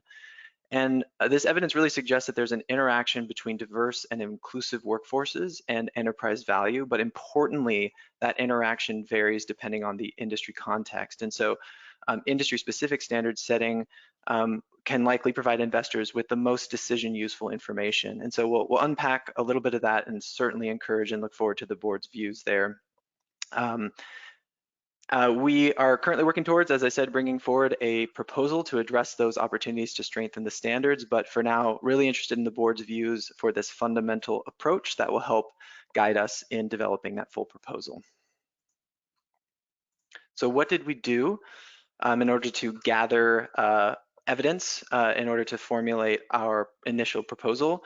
We really wanted to cast a wide net and be thorough, comprehensive in analyzing both investor interest in diversity and inclusion and how it affects enterprise value, as well as the fundamental underlying evidence of financial impacts connecting this issue to firm value. On the investor side, I won't go into detail here given our time constraints, but we did a very extensive review. We had our own public consultation period, which you may recall from prior meetings we provided updates on, an in-depth investor survey. That survey found really wide, broad, and a consistent support for the value relevance of diversity and inclusion, but importantly, in the detailed comments we got back from investors, broke that down into specific channels of financial impact that connect diversity and inclusion through to enterprise value. We did a comprehensive look at investor engagement, stewardship, and proxy guides, nearly 70 different guides from investors comprising over 50 trillion in assets under management. We wanted to be as comprehensive as possible. Similar findings, really consistent prioritization of diversity and inclusion as an engagement and voting priority, as well as a recognition that there are different ways in which diverse and inclusive workforces can impact and contribute to enterprise value creation. Consistent with what we saw in proxy voting results, we did a comprehensive review there, saw a growing share of shareholder proposals focused on diversity and inclusion, suggesting that investors aren't getting the information that they currently need and are seeking more clarity on what companies are doing to incorporate diversity and inclusion into their strategies and how they are performing on that, both at the board and workforce level. Reviewed comment letters to the SEC to understand investor viewpoints. Again, a consistent prioritization of human capital broadly and diversity specifically. And then other communications from investors around this issue, again, pointing to both the importance to enterprise value as well as the lack of data, the lack of disclosure currently, indicating that investor needs are not being met by what's currently being disclosed. On the evidence of financial impact side, we performed an extensive literature review. I think we reviewed well over 100 academic papers to identify the ways in which firm diversity is connected to enterprise value creation, and we'll discuss those results in a subsequent slide. But really strong alignment between what the evidence supports and what investors have cited as being these channels of financial impact that connect diverse and inclusive workforces through to enterprise value. And so we can go ahead and move into unpacking that, but just want to point to this interesting agreement between these sources of evidence. And here we can see some of the key conclusions. On the investor side, high degree of investor interest. And while that's broadly applicable, it's really based on specific channels of financial impact that can vary in relevance depending on the industry context. And finally, that investors currently lack decision-useful comparable data on how firms are managing diversity and inclusion. On the evidence of financial impact side, again, academic studies show there are many different ways that diversity and inclusion can affect firm value. Those can be broadly organized into specific channels of financial impact, which we'll discuss in just a moment.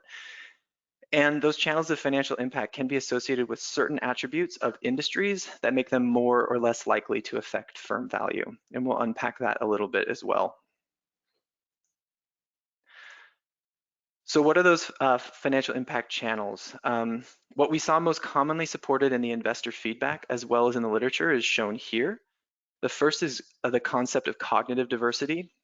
That's research that indicates that individuals within a group that have different ways of thinking, viewpoints, experiences, and or other skill sets can contribute to improved cognitive function and outcomes, and that can be business relevant in a number of different contexts, which we'll touch on in just a moment.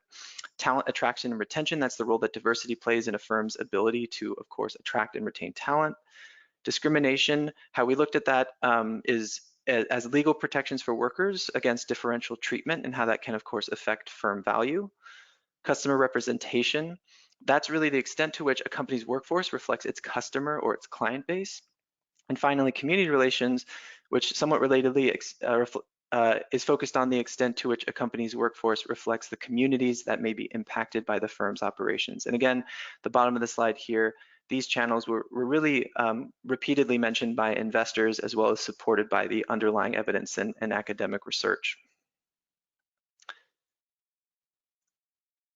I likely won't be able to get into this slide in as much detail as I would love to, given the time we have here and wanting to open it up for the board's discussion.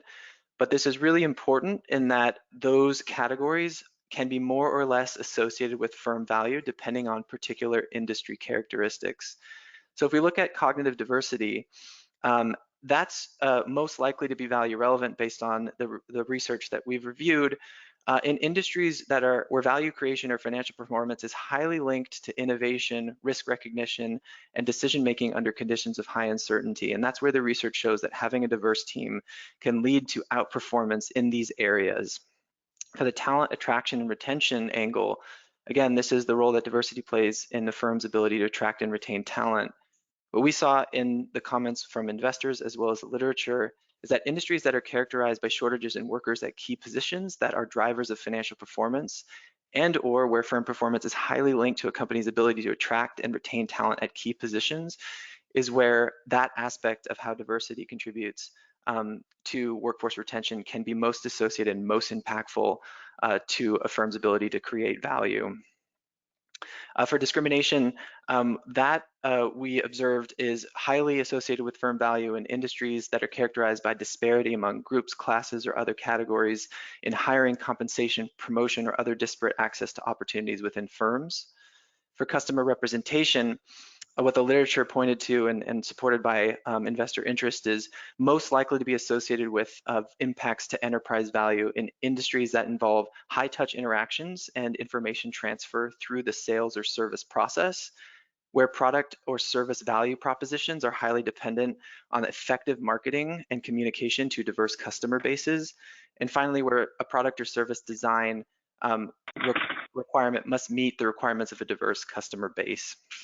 Lastly, the community relations angle, that is looking at really industries that generate significant social or environmental externalities as part of their operations, and where those externalities may be disproportionately adversely impacting local communities. And that's really what the research pointed to us as being the connectivity between these broad concepts of how diversity and inclusion can affect firm value very broadly, but through these specific financial impact channels that can affect industries differently depending on the prevailing business model and the characteristics of those industries. So then when we turn, this has important implications for performance measurement, given the ways in which firm value will vary depending on the context of how diversity and inclusion contributes to firm value.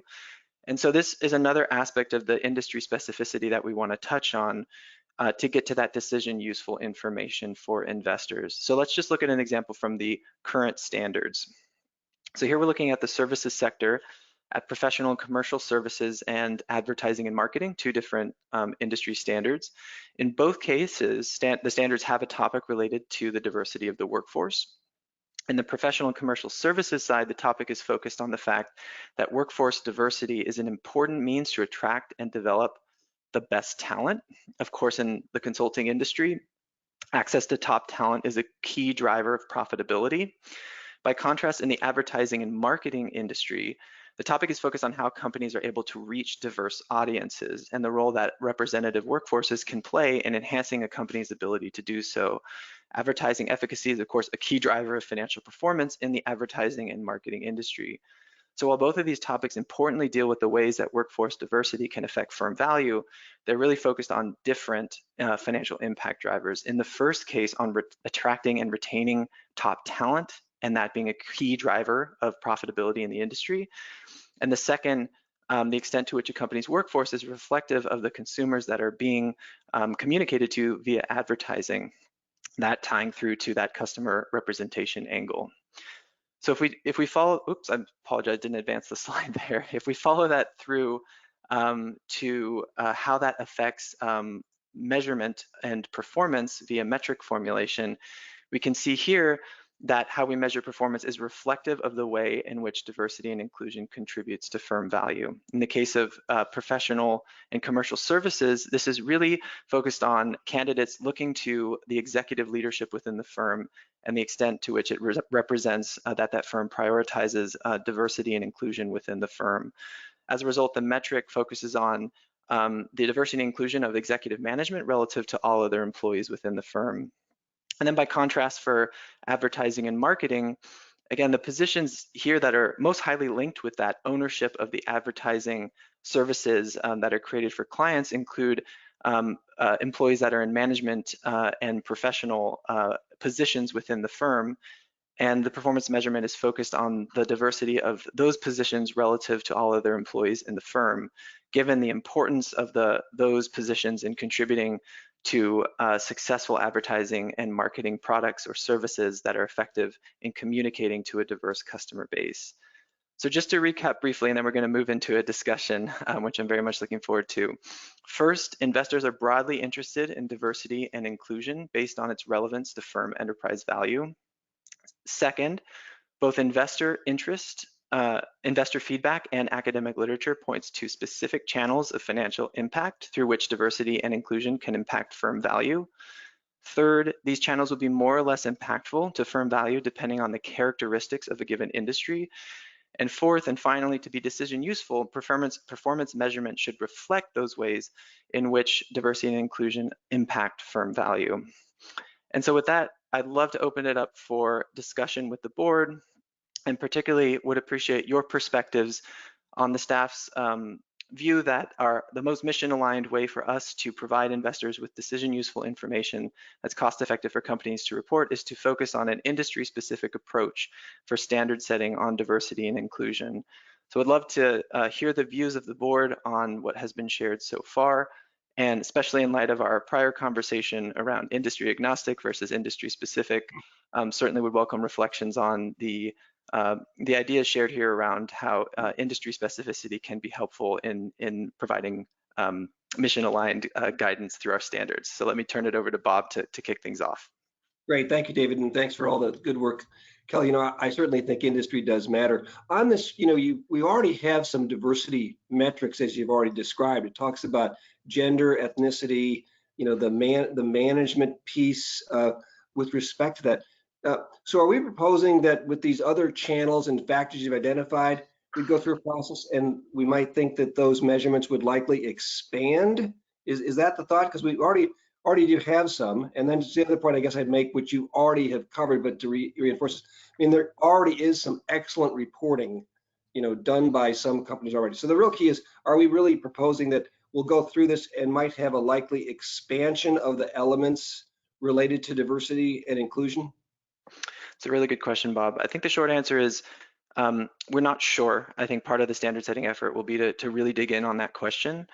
I think most likely some measure based on the evidence that we've reviewed and as you mentioned, existing reporting trends and what we're hearing from investors is that measures of workforce diversity are very important. How we do that in an international context, as Kelly mentioned, is certainly going to be a challenge to get to comparability.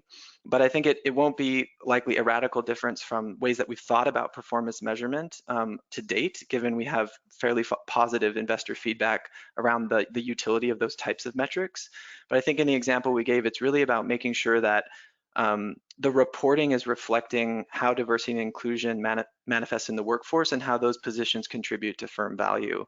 And so that's where we really would look forward to having in-depth consultations with companies to understand what measures are most representative of those value impacts. So I don't want to jump to conclusions there, but I think I'm sort of in the middle there on, I think it'll be an evolution of what we currently have to really meet what we're hearing from investors as being most useful, as opposed to really upending what we think is working with our standards currently.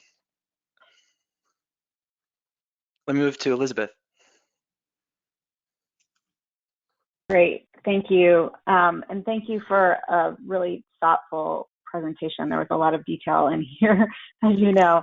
I just have sort of two minor comments at the moment, because in general, I think an industry-specific approach does make sense. I think whether or not we think that makes sense, every company is going to be asked to report on diversity metrics around the board, the senior executive, and workforce. Doesn't matter, who they are or what industry they're in. And so we should just recognize that that's coming to all companies anyhow. As an investor ourselves, we ask all of our companies this. But in any case, I think sort of the more detailed analysis does make sense at the industry level. I just want to point out two things. One is, if you could turn to page 84, David, are you able to drive back? This was around evidence that supports 5 broad channels of financial impact. I've really struggled with this page because I didn't actually see channels of financial impact on this page. I saw just descriptions of these topics. until I went to page 97, which you didn't even present yet. It's in the appendix of this section. So I just want to make that point for, particularly for any public participants who aren't, don't have the materials, haven't looked at them. There's a better description of the financial channels, I think, on page 97. And so just want to highlight that point. The other question I want to flag, and I don't know if there's an answer to this point right now, is the term community relations sort of struck me as odd in this context. When I read what you meant by community relations, you mean making sure that the workforce is reflective of the community in which the company operates or the products or services delivering. But community relations to me means something very specific that I'm sure is in our industry standards in other contexts like community engagement. So I just was curious about that terminology. We don't have to address that on this call. That's sort of a minor point, but seemed to me to not actually reflect what we're talking about maybe. No, that's very helpful, Elizabeth. And then the community relations angle is one that was interesting in that it seemed to be growing in importance and attention with investors, and is particularly concentrated in certain types of industries as an important aspect of how value is created and social license to operate is maintained. But to your point, I think it's one that we anticipate will be a particular focus area for how we define and characterize a standard setting effort focused on that particular element. So, and appreciate you pointing out the additional slides in the appendix. It was a very painful exercise to cull those down to what ultimately got included in the presentation. I have no doubt. Yeah, but anyway, thank you. Thanks, Elizabeth. Mark, would love to hear your views as well. Thanks. Just a really terrific analysis in this section in particular, although even throughout the whole board book and in this presentation. But just reflecting on the great conversation we had earlier and now this one. I mean, to me, you've you've made it clear that there's no doubt that an industry lens would be helpful in drilling down into providing the direct link to financial materiality of different aspects of diversity and inclusion. But the point was made earlier that this same level of analysis wasn't necessarily done to all the topics in the earlier section in Industry Agnostic 1, and perhaps you might have found, or perhaps the board might think, that there would be another industry lens. But I guess what I'm wondering is there might be a way that this isn't mutually exclusive. There might be there might be things that are sort of higher level table stakes that we think of, and I'm going to use the activity metric as a loose definition for now, because we don't have another definition, where there might be something where you give some generic type of information, whether it's on diversity or turnover or things like that, that you would supplement with an industry lens in the industry standard to provide additional color and to fully make the link. There might be ways for us to do that, and to Mark Vassen's point, you don't necessarily need a 77 industry hurdle. Maybe we can get it down to 76 given Gail's presentation, but maybe we sort of agree as a board in rules of procedure to, if it's more than 2/3 or more than 50, more than 50%, then we start to think about a different kind of approach where you're doing something sort of generic and then drilling down to supplement. Just another thought. Not that you needed a fifth option, Kelly, but now you've got one. That's very helpful, Mark. No, thank you. I think that's an interesting perspective, just to think about the system of information that could be provided through an industry agnostic layer and then an industry specific layer, and how that holistically could meet investor needs for information. So I think a really helpful perspective, and one for us to reflect on as Kelly and I combine notes here from all the input we've had from the board across both sections. Kurt, let's go to you. Yeah, I agree with him pretty much totally on that. I think you guys have done a great job on this specific industry drill down to show how there are some subsections of industries that have huge material impacts because of these. But I think it's really just because we didn't dig into the others, we don't have just as compelling examples. So I think this is a case study that really we just need to fit into our general approach of general information versus specific metrics. And I'm indifferent as to whether we call it a metric or a bulletin or whatever. But I do think, it's a good example of us digging in on those areas where we've got financial data and we can support it, but perhaps agreeing to gather the information anyway. So this is one other comment, I guess, is that, not being actively in this space of human capital on a day-to-day basis, it is very impressive how much research is evolving and the increasing credibility of it. So that's comforting to see also. Great, Kurt, thank you so much. Yeah, I completely agree with your comments there. Mark, let's move to you, and then I think, Jeff, we should probably wrap there and move on to the next section. So Mark, would welcome your comments. Yeah, David, I know that you want to be short, and I will try to be, right. First, I just wanted to just lend my support to what Mark Siegel was saying, because I think that kind of that well, whatever you call it, hybrid approach, or where you really look at first of all, do the analysis as well, what the differences are between the industries, but then to see whether you can, take some into a higher level. I think I would very much support. I would also maybe as a dimension still to it that we need to think about is but that is more generic, I guess, is materiality that we define at a standards level and materiality that you leave at an assessment and entity level, which I think would also come into this discussion. I would think. If you go down this path, not for discussion now, but I think something for us to to further elaborate on. Definitely looking to the future there, Mark. Completely agree. I think that is a nice segue to how we're thinking about next steps for this work. So I'll just jump to that, and we can wrap up and move on to the next section. So this feedback has been incredibly helpful for both the industry agnostic portion, as well as this portion focused on diversity and inclusion and pondering how we could address that most effectively through industry-specific standard setting. I'd say across both, we've had a tremendous and very helpful set of input from the board that Kelly and I can reflect on and incorporate into how we evolve our proposals. Maybe they even merge based on the suggestion from both Mark and Mark. and so we'll as next steps really take that feedback that we've heard from the board.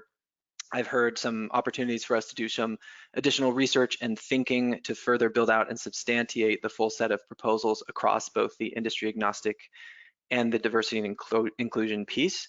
And then we can incorporate that and come back to the board with a recommendation for how we could approach both sets of information, including activities that would entail, such as standard setting and or other aspects of guidance that we might produce as part of these efforts.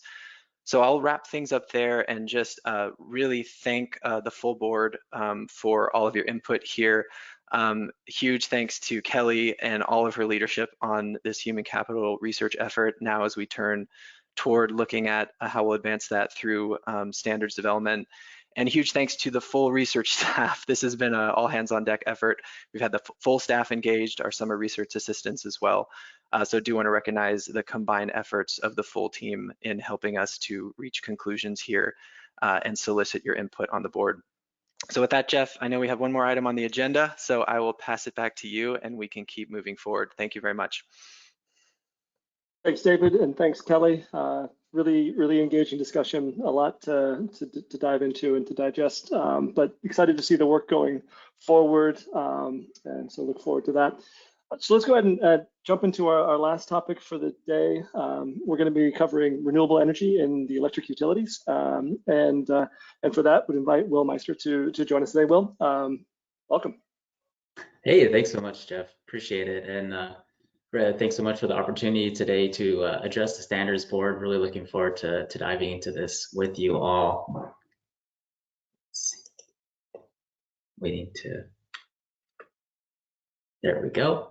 All right, so really the objective of our session today here is to put forth a proposal to the board on a decision on whether or not to initiate a standard setting project that will be focused on renewable energy in the electric utilities and power generators industry. And there are really two main drivers behind this project proposal. And the first one really being this larger industry transition that we're seeing in the marketplace towards renewable energy in this industry, as well as very specific market feedback that we've heard from some of the challenges around the global applicability with the current set of metrics in this disclosure topic. And just a reminder for the board that we previously discussed this matter back as an early stage research opportunity in our February board meeting, and have since then continued to research this area and have found further evidence to support some of those initial findings. So in today's session, what we'll do is we'll first provide an overview of the proposed project, including some key information on the background of the proposal, as well as look at the fulfillment of the standard setting criteria and priorities that we have, and then highlight some of the complexities that are related to this proposed project for the board's consideration, and then finally ask whether or not to initiate a standard setting project at this time. And so on the next slide, I'd like to provide some background really on the specific industry standard and the disclosure topic that this proposal relates to. And so where we are right now is within the infrastructure sector, and we're looking at the electric utilities and power generators industry standard here. And our disclosure topic of interest is this greenhouse gas emissions and energy resource planning topic. And really the relevance to the industry of this is that electricity generation represents one of the largest sources of greenhouse gas emissions worldwide from fossil fuel combustion. And the risk posed by that to companies in this industry is that they could face significant operating and capital expenditures for mitigating those greenhouse gas emissions as environmental regulations may become increasingly stringent.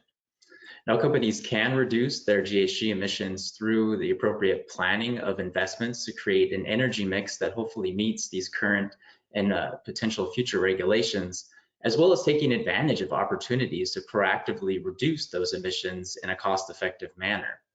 Now, failing to adequately estimate those future investing needs based on the expected future energy mix could result in some significant negative impacts on future returns, for example, such as asset write-downs, maybe cost increases to carbon offsets, or general unexpected increases to operating and capital expenditures in response to potentially increasingly stringent regulations on emissions.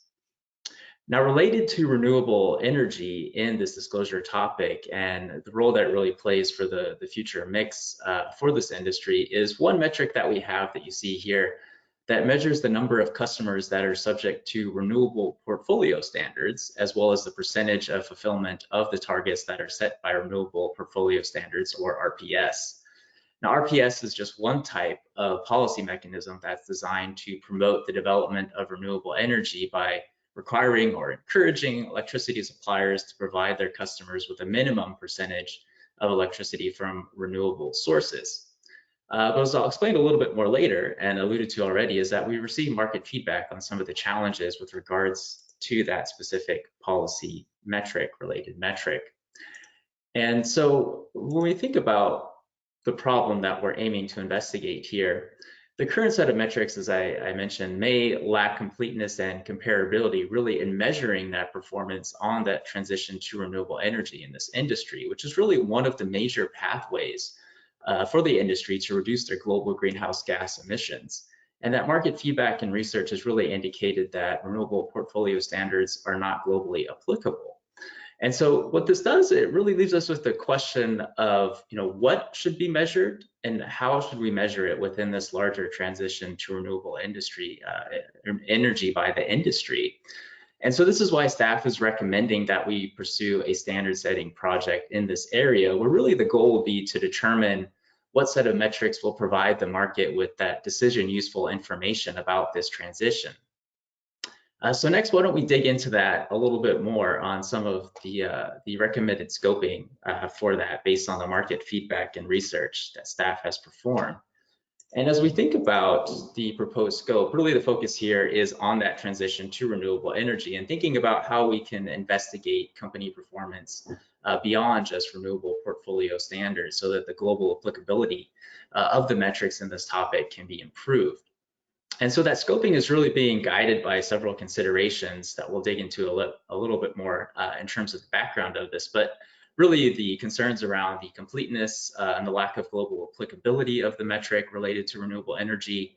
And again, this overall shift that we're seeing to renewables as a major pathway for the industry to decarbonize, an evolving regulatory landscape that incentivizes renewable energy development and also risks or areas of concern in terms of increasingly stringent regulations that may be enacted in the future, as well as just other opportunities to explore measurement in a decision useful way, since we're understanding that investors may benefit more from an understanding of the company's strategy on that transition to renewable energy.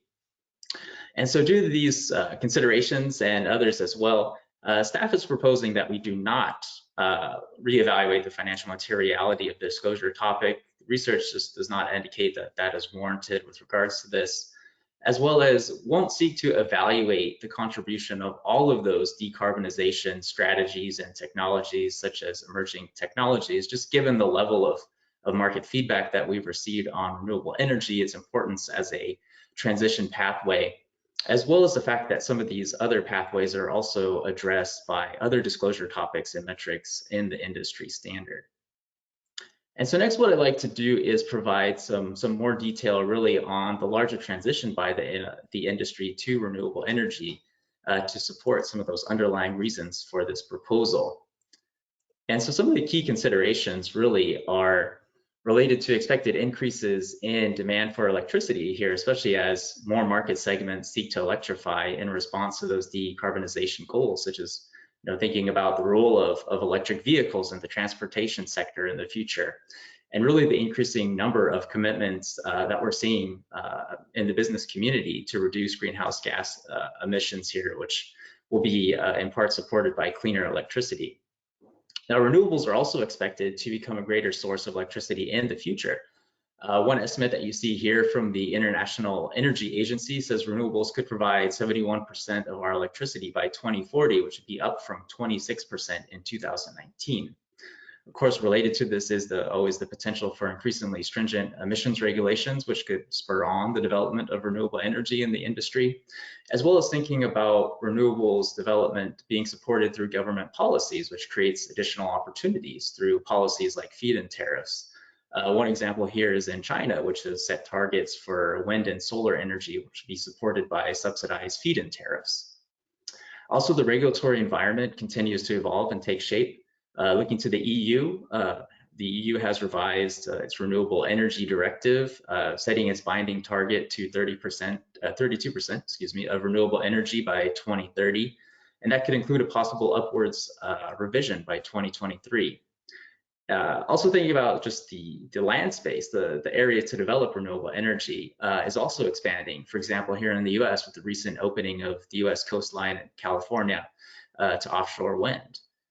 So while these opportunities really are expanding, there are at the same time considerations around the potential for stranded assets in the future, as we're seeing more and more countries seeking to phase out coal within this decade. And lastly, too, thinking about the cost implications, these advances in technology with renewables have really driven down the costs of development and operation and have made it quite an attractive investment compared to other types of energy sources. And so thinking about these broader issues, I'd like to provide a few examples of what we're seeing in the industry specifically with regards to that transition. And so a few industry examples that I'd like to highlight. First and foremost, just thinking about the bigger picture in terms of the investment needed for the transition, the International Renewable Energy Agency has estimated that $22.5 trillion may be needed here to transform our renewable energy capacity in terms of the level of its input between 2016 to 2050. And what that equates to is roughly around $800 billion in annual investment in renewable energy, or about triple the current level of investment that we're seeing in this area. And so companies also in this industry have also publicly stated their plans to reduce emissions and invest in renewable energy here. Two examples being Ørsted in Denmark, who is planning to invest $57 billion in renewable energy by 2027, as well as Iberdrola in Spain, which is planning to invest $182 billion by 2030, hoping to triple its renewable energy capacity. And one example of this that's played out over time that you can see on the slide here is from Xcel Energy in the US and its disclosure on its energy mix, which, as you can see in 2005, was only about 9% renewables. And just last year in 2020, they were up to 34% in renewables, with an estimate to increase that to 64% renewables becoming the major source of its power by 2030 in order to really achieve those carbon reduction goals that it's set for itself. And so now that we've looked at some of these larger market considerations, really another major consideration driving this proposal is the feedback that the SASB research team has received on the metric related to renewable energy. And with regards to that, the feedback has really been quite clear and consistent from several companies in the industry that they're just facing challenges with regards to disclosing information about this metric with renewable portfolio standards in jurisdictions that lack that type of policy. And doing the research, there are only about 30 jurisdictions or so globally that have RPS in place, which even within countries at the provincial or state level, such as the US, can vary as well. Not all US states have renewable portfolio standards. So this means that there are just a large number of countries around the world that do not have this mechanism in place. And so they've implemented then other types of mechanisms to encourage the development of renewable energy, such as through feed-in tariffs or subsidized payments. And then finally, too, some market participants have also offered alternative ways to think about measuring performance on renewable energy and the transition there, such as through capital expenditures, just metrics that may be more universally applicable. And so based on this too, on this market feedback, staff wanted to look in to understand a bit more about what's happening in the current marketplace with regards to SASB disclosures with this metric, which produced some very interesting results. And as you can see on this slide, by and large, what we see is that looking at the number of SASB reporters here at the end of June of this year, the number of companies that have omitted this metric, either with or without some form of explanation as to why, is really skewed towards non-US reporters, which does support staff's research on the limited global applicability of this metric. And with about slightly more than half of reporters omitting this metric, you can see here that 87% of those were outside the US. So with these considerations in mind and really thinking about the larger transition to this, staff proposes that we approach this issue through the following means in terms of a proposed project. And first, the idea would be to understand the concepts that should be measured that really help to describe companies' performance on the topic. And here really thinking about which concepts in that transition to renewable energy are likely to yield decision useful information in assessing the enterprise value. And then try to really seek out and try to understand which of those metrics could improve the completeness and comparability of performance on the disclosure topic. And of course here, not intended to represent a complete or final menu of options, but just some initial thoughts based on market feedback and staff's own research and considering areas to research in terms of this is thinking potentially around measures around historical performance here, thinking about the market feedback around annual capital expenditures in renewable energy, as well as trying to understand opportunities to explore the strategy, which could be helpful to the investment community in terms of understanding companies' plans to move forward on the transition. Here, trying to understand what that may mean in terms of those specific strategies and the execution thereof. And then also thinking potentially around forward-looking information too, in terms of the estimates that companies may have of their future energy mix, or along the lines of what's been suggested already, maybe potential future plans in terms of capital allocation. Staff would like to highlight as well too that there also could be here opportunities to explore alignment with other organizations' disclosure tools related to this. But of course, as with many things, there are complexities to addressing this issue that staff would like to highlight here for the board's consideration in terms of thinking about this proposal. And some of those key challenges, really first, is that the industry is regulated in different ways in different jurisdictions. And so really a key differentiating factor there is the degree to which a company can independently manage its energy mix based on its regulatory environment. And this fact can create challenges for companies as they seek to decarbonize and equally need to adhere to certain regulatory requirements around energy affordability and other business issues. Two, the renewable energy policy environment is dynamic and it is subject to change as older policies are phased out and newer ones are implemented. Also, our understanding of climate change and the measures needed to mitigate the effects of it on the planet are also dynamic, such as how emerging technologies may drive decarbonization in the future. And really this dynamic nature of this area could add additional complexities to developing metrics that are reflective of that shifting environment. And finally, third, here, looking at the structure of the electric power value chain, which is in part influenced due to these different regulatory environments, the development there of appropriate metrics to measure performance on companies' transitions to renewable energy for the breadth of those business activities, thinking about the different components of it from generation to supply of electricity, could add another layer of complexity. So now that we've really highlighted some of these challenges, next we'd like to understand a bit more about how this recommendation fulfills these standard setting criteria and agenda priorities. And so across those priorities, you can see that the focus is very much on the climate aspect of the board's priorities, the internationalization component, as well as being responsive to market feedback. And also, staff believes sufficiently meets the 4 criteria to initiate a standard setting project. First, staff believes that there is a clear alignment with the mission there to improve communication by companies to investors through globally applicable metrics that provide that decision useful information through completeness and comparability. Also, that the transition to renewable energy is very much a prevalent issue for companies in this industry globally.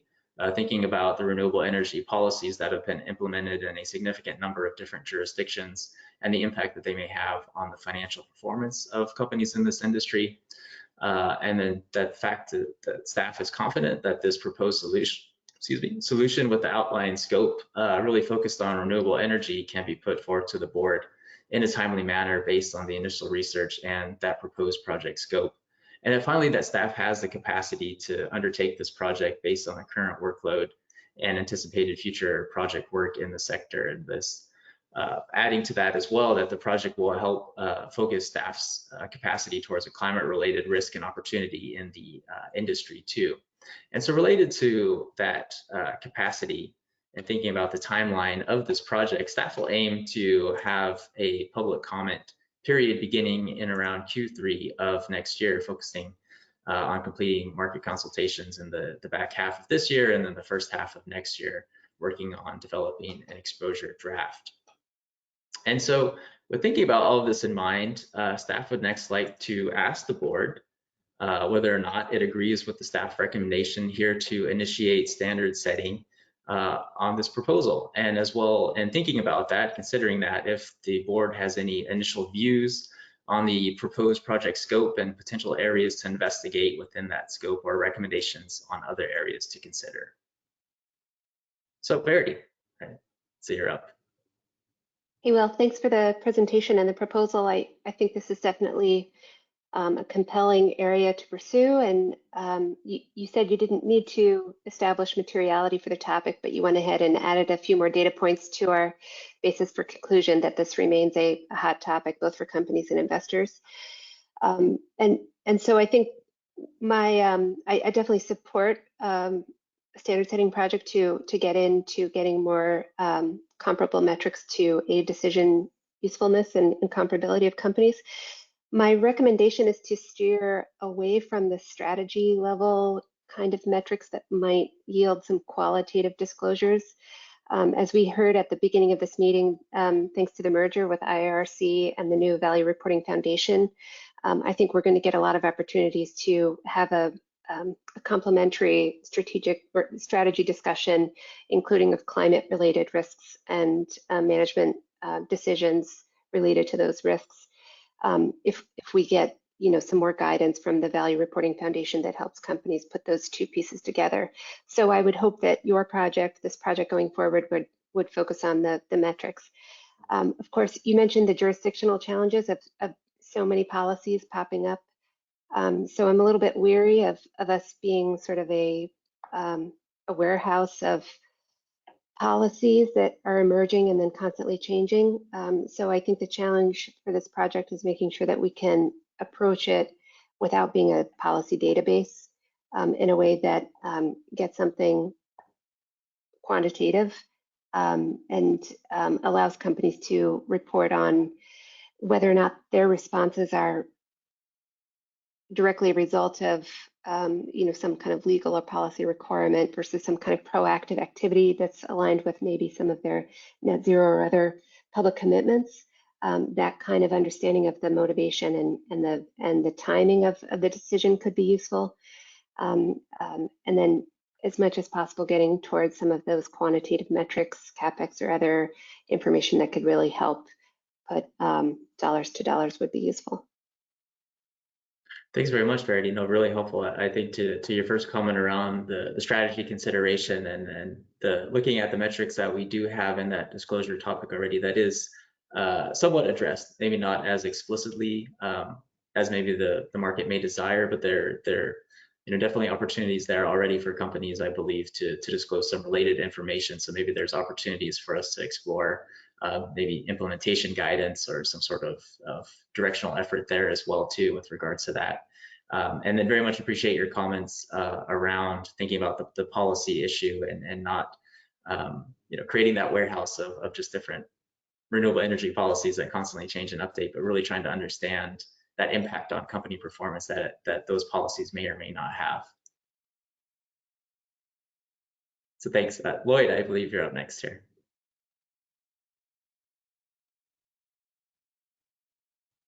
Oh, Lloyd, I think you're muted. Yeah, sorry. Oh, there we go. Tiny buttons on the device. First of all, support adding this to the standard setting agenda. I think it's really a vital topic for this industry, which over the next 10, 15 years probably goes through some significant changes. In terms of suggestions or input at this stage, I'd take a close look at purchased power and partnerships. Company that's been burning coal for 100 years probably isn't going to be that great at setting up wind farms or solar power. And we want to get good disclosure from them on how they'll make these transitions and where they'll get, to tie back to an earlier project, where they'll get the human capital, where they'll get the technological know-how, if they're partnering, how they'll do that. So I think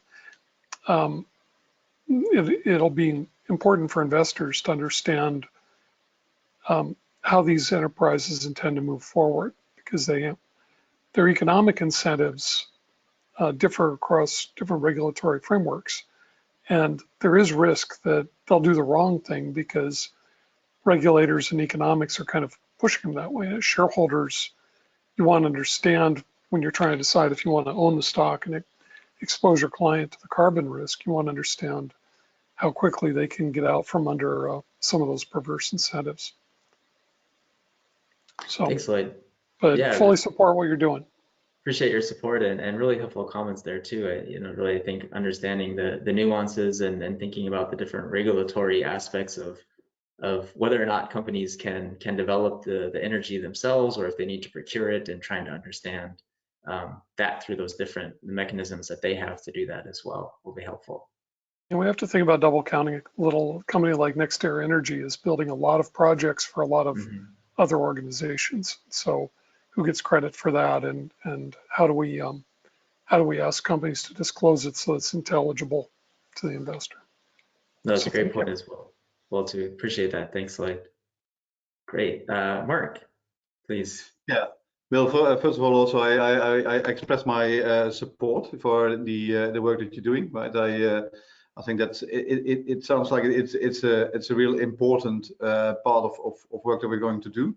The only thing that and maybe there's not a comment directed at you, but what I would benefit from is just see how all the pieces of projects that we actually address that take some element of climate risk, but this is about transition risk. I take it, right? So how they in the end all fit together. And I know we're talking about our own climate approach just more generally, but I think that's what I as a board member would like to say, yes, I need to see where it fits into the bigger picture of our total climate approach. So generally support it, because I think it is an important topic, but I would benefit from seeing where it fits in the bigger scheme as well. Great. No, appreciate your support, Mark, and thanks for your question. Brian, would you like to comment at all on that? Just very briefly, just hear you loud and clear on that, Mark. I think that's a really good observation, kind of elevating up a few levels. And as you referenced, working towards developing kind of a more holistic, overarching climate strategy to sit above all projects or all standards. I think some of the work consistent with the climate technical bulletin is a good example of kind of directionality there. So fully support your comment there, Mark, and agree with you. And also at the same time support what it sounds like, appreciate this, what it sounds like is support for when we have a clearly defined, scoped out project, you know, high priority, significant opportunity, think it's feasible to aim to move it forward. And just thinking about that in relation to the broader climate strategy. So great comment. I wouldn't suggest that we hold it up, but I think it is good for us to have the picture on how it fits all together. And, you know, if we do work on other areas like net zero or whatever, that we see how it all fits together. So that was my point. Absolutely. Thank you. Agreed. Yep. Great, thanks, Brian, for that. Bob, please. Great, thanks, Will. So I'd add my support to the project. You know, I think it's interesting editorial-wise. It's interesting that we have standards about the percent renewable for users of energy, and now we're looking at this as producers of energy. So I know that that doesn't necessarily make a big difference, but it's interesting. It kind of takes both sides of the equation now. So I thought that was interesting. I clearly believe that this speaks to the institutional investor commentary about transition to a low carbon economy and plans for companies to do that. So that's sort of the other piece there. I think what's challenging, as you mentioned, is the internationalization of the project with these different models around the world. So one thought would be, if you looked all around the world, are there 3 or 4 basic models, or are there, you know, 25 models? And if there are a limited number of models, could you suggest some descriptions of, you know, what model they're under or something like that that might drive some disclosure? And then secondly, getting way ahead of myself, I really like the Excel graph, and I think something like that, again, as we think about tables and display, I just thought that was well done by that company. So thanks. Yeah, thanks, Bob. Really appreciate your comments around there too, and definitely with the internationalization element of it and thinking about some of those policy types. There are some higher level themes and commonalities across some of those policies. So that could be an area for us to think about as we explore this topic and try to understand more from the market with regards to that. And yeah, I know, appreciate the comment on the tabular, the graphical approach there as well. That was in their 10K, so something to think about as well for us too. So, Jeff, please. Thanks, Will. I just wanted to comment a little bit. I recognize that several people have raised the challenge around the policies being different in different regions of the world, and that does create a challenge for thinking about what would be the right sort of metrics and how to frame them. But you know, in some ways too, I do think that that's also an opportunity, and so we probably shouldn't forget that if there was just one policy mechanism that basically every region was using, then investors would already know really kind of like what the incentives were, and they probably have a pretty good sense of that. There'd still be opportunities to, you know, for companies to disclose related to that, but in some ways too, I think like an investor's challenge is going to be understanding for the different energy companies that they might invest in, you know, what sort of challenges they're facing, what sort of incentives they face related to, you know, a transition to a low carbon economy. So just to sort of acknowledge that, yeah, it'll be a bit of a challenge to get this right, and so, you know, I'm confident in your ability to sort of lead this effort, but I also want to point out that I think that that's actually pretty helpful to think about how investors can get better information about the policy mechanisms that are at play here. Appreciate those comments, Jeff. It was really helpful, and I think that, you know, hopefully within thinking about the approach, if the board does decide to approve this project, we think about those concepts first and really try to understand the policy impact of that on enterprise value and how that may play in, and then think about those different options or the full menu of policies essentially, and how that may or may not be some type of metric that we may want to consider, but really trying to understand first really those concepts that are driving the enterprise value of utilities in this space. So appreciate that. Thanks, Jeff. Thanks, Will. We're close to the top of the hour. We do have a little bit of time if there are other board members that want to weigh in on this in particular. Although there's always other channels. Yeah. Jeff and Will, if you don't mind, just one follow-up question for Verity to make sure I understood her earlier comments accurately. Verity, you commented around, encouragement when we think about metrics to stay away from more of the strategy type metrics. And I think what then you continued to elaborate on is narrative-based disclosures. And I assume what you're meaning, but want to confirm with you, is the much kind of broader narrative-based disclosures on strategy, where if we're either able to tailor much more specifically to try to generate standardized useful information to investors, but even more so when it comes to quantitative metrics around strategy. And then you even mentioned something like CapEx yourself. Just want to hear any more from you and confirm that that's reasonable how I was thinking about it. Lastly, I just mentioned, I know Will's done had a lot of conversations and done some thinking around what else is out there. I'd point to the EEI ESG template as one example where there's a I think they might call it a strategy related metric around CapEx. Might be framed a little bit more around energy efficiency, but I think it may also pertain to investments in renewables as well. So just interested to hear any other thoughts from you, Verity, as we look to move forward.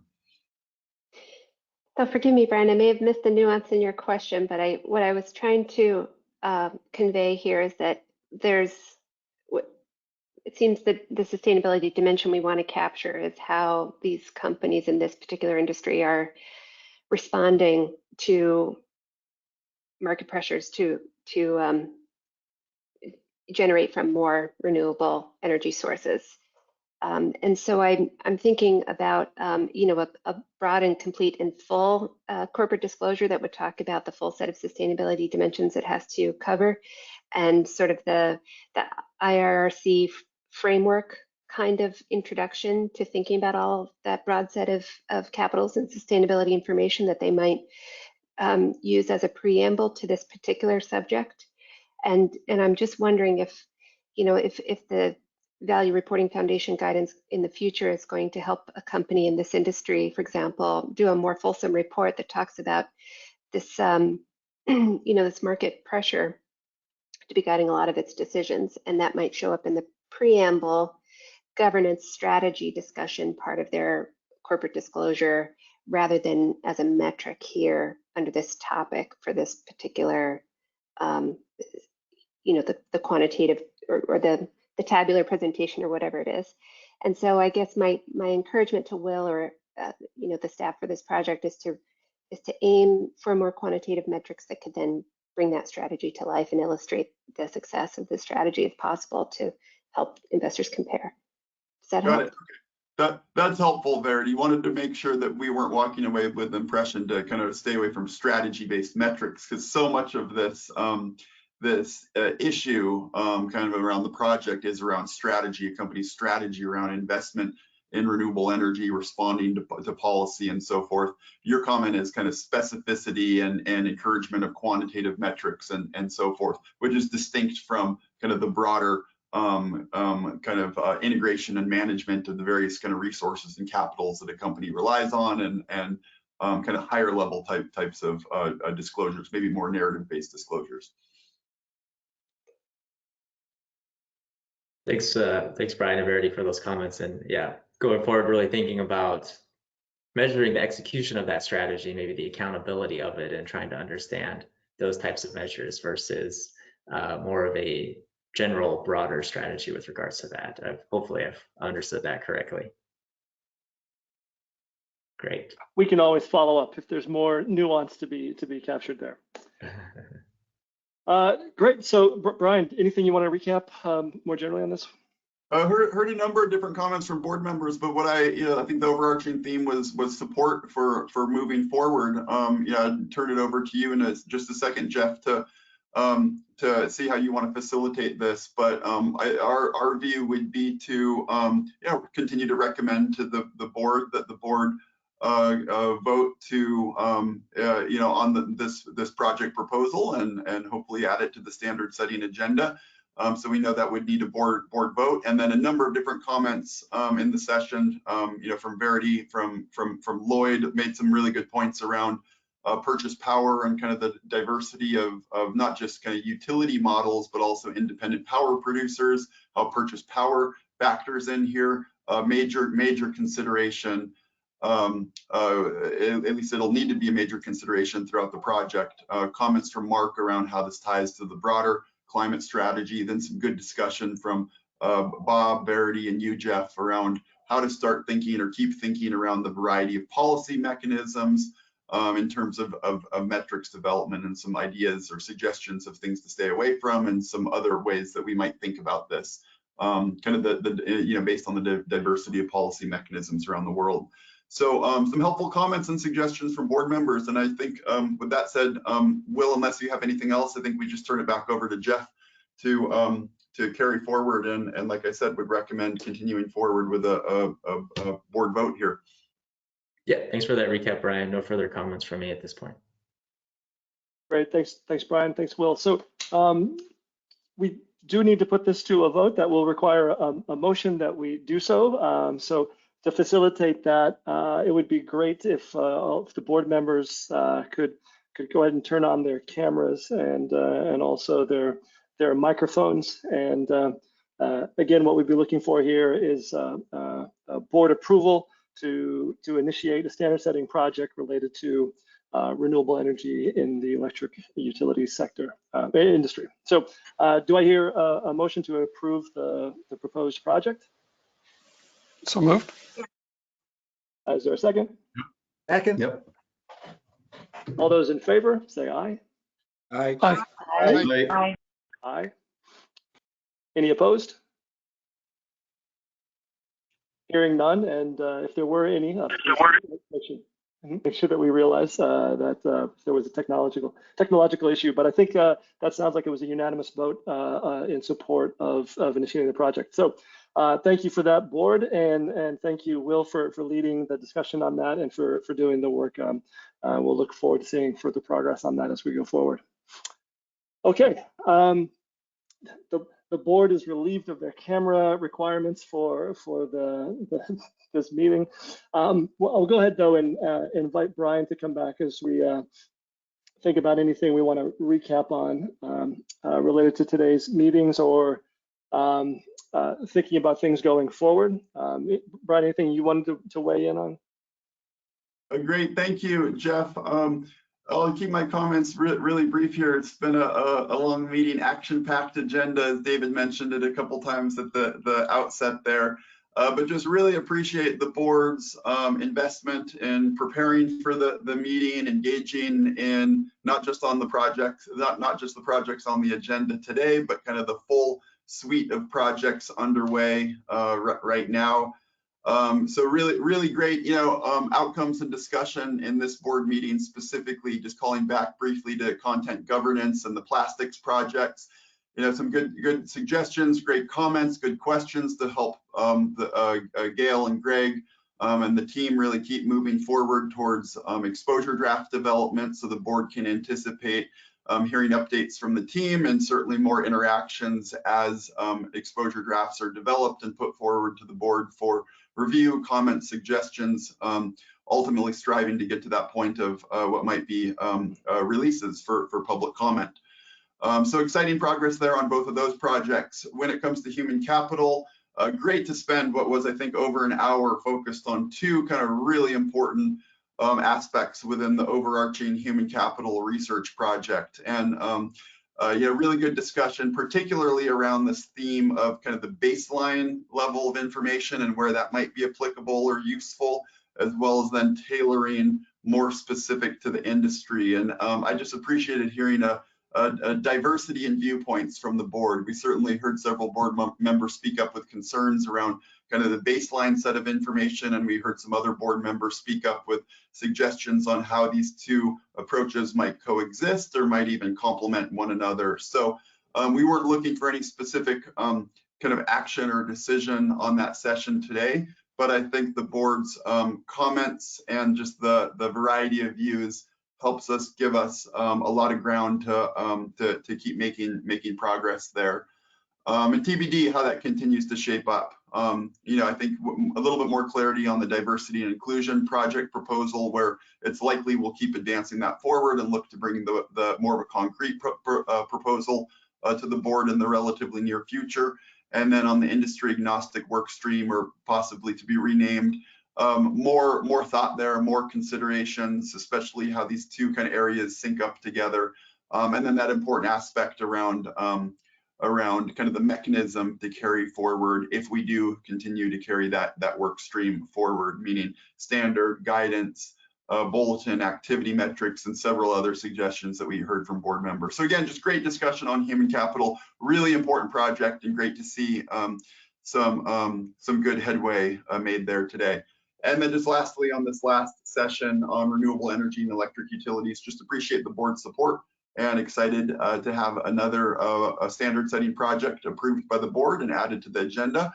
Certainly a really, really important project, and one that I'm excited for the team to kind of more actively dive into now, of course, led by Will. So the board can expect to hear more as we move into some more research, some more consultations, and then eventually exposure draft development down the road there. So again, just thank you, Jeff, and to the full board. Certainly other projects that are underway that we'll keep sharing updates and be soliciting input from the board on as they're taking shape. The tailings project and systemic risk projects are great examples as they came out of the recent comment periods, and others as well. So again, thank you from the full staff. And with that said, back over to you, Jeff. Thanks, Brian. Thanks for the recap. Really appreciate that, and appreciate all your work in leading the team. I know a lot goes on behind the scenes, a lot of work to get ready for these meetings. So appreciate all that you do to help the team in their efforts, and for facilitating today's discussion today. If we look at the next slide, I just wanted to point out that we've got our next meeting for Q3 will be coming up at the end of September, beginning of October. So do keep an eye on that if you're interested. And again, you can always go to our board meeting calendar to see what is scheduled for the near future, to get updates on our projects as they're ongoing, and also to get an archive of the meeting today. So if there are any comments related to today's material or to anything that we are working on, we of course, or we should be working on, we do want to hear from you. So please do reach out through the different ways in which is listed here. But otherwise, we will go ahead and call that a wrap for today's meeting, and appreciate all of the board and their efforts to help the work of SASB as part of the Value Reporting Foundation, and appreciate everybody actually tuning in today to listen in and follow the work that we're doing. So with that, we'll go ahead and close. Thank you, everybody.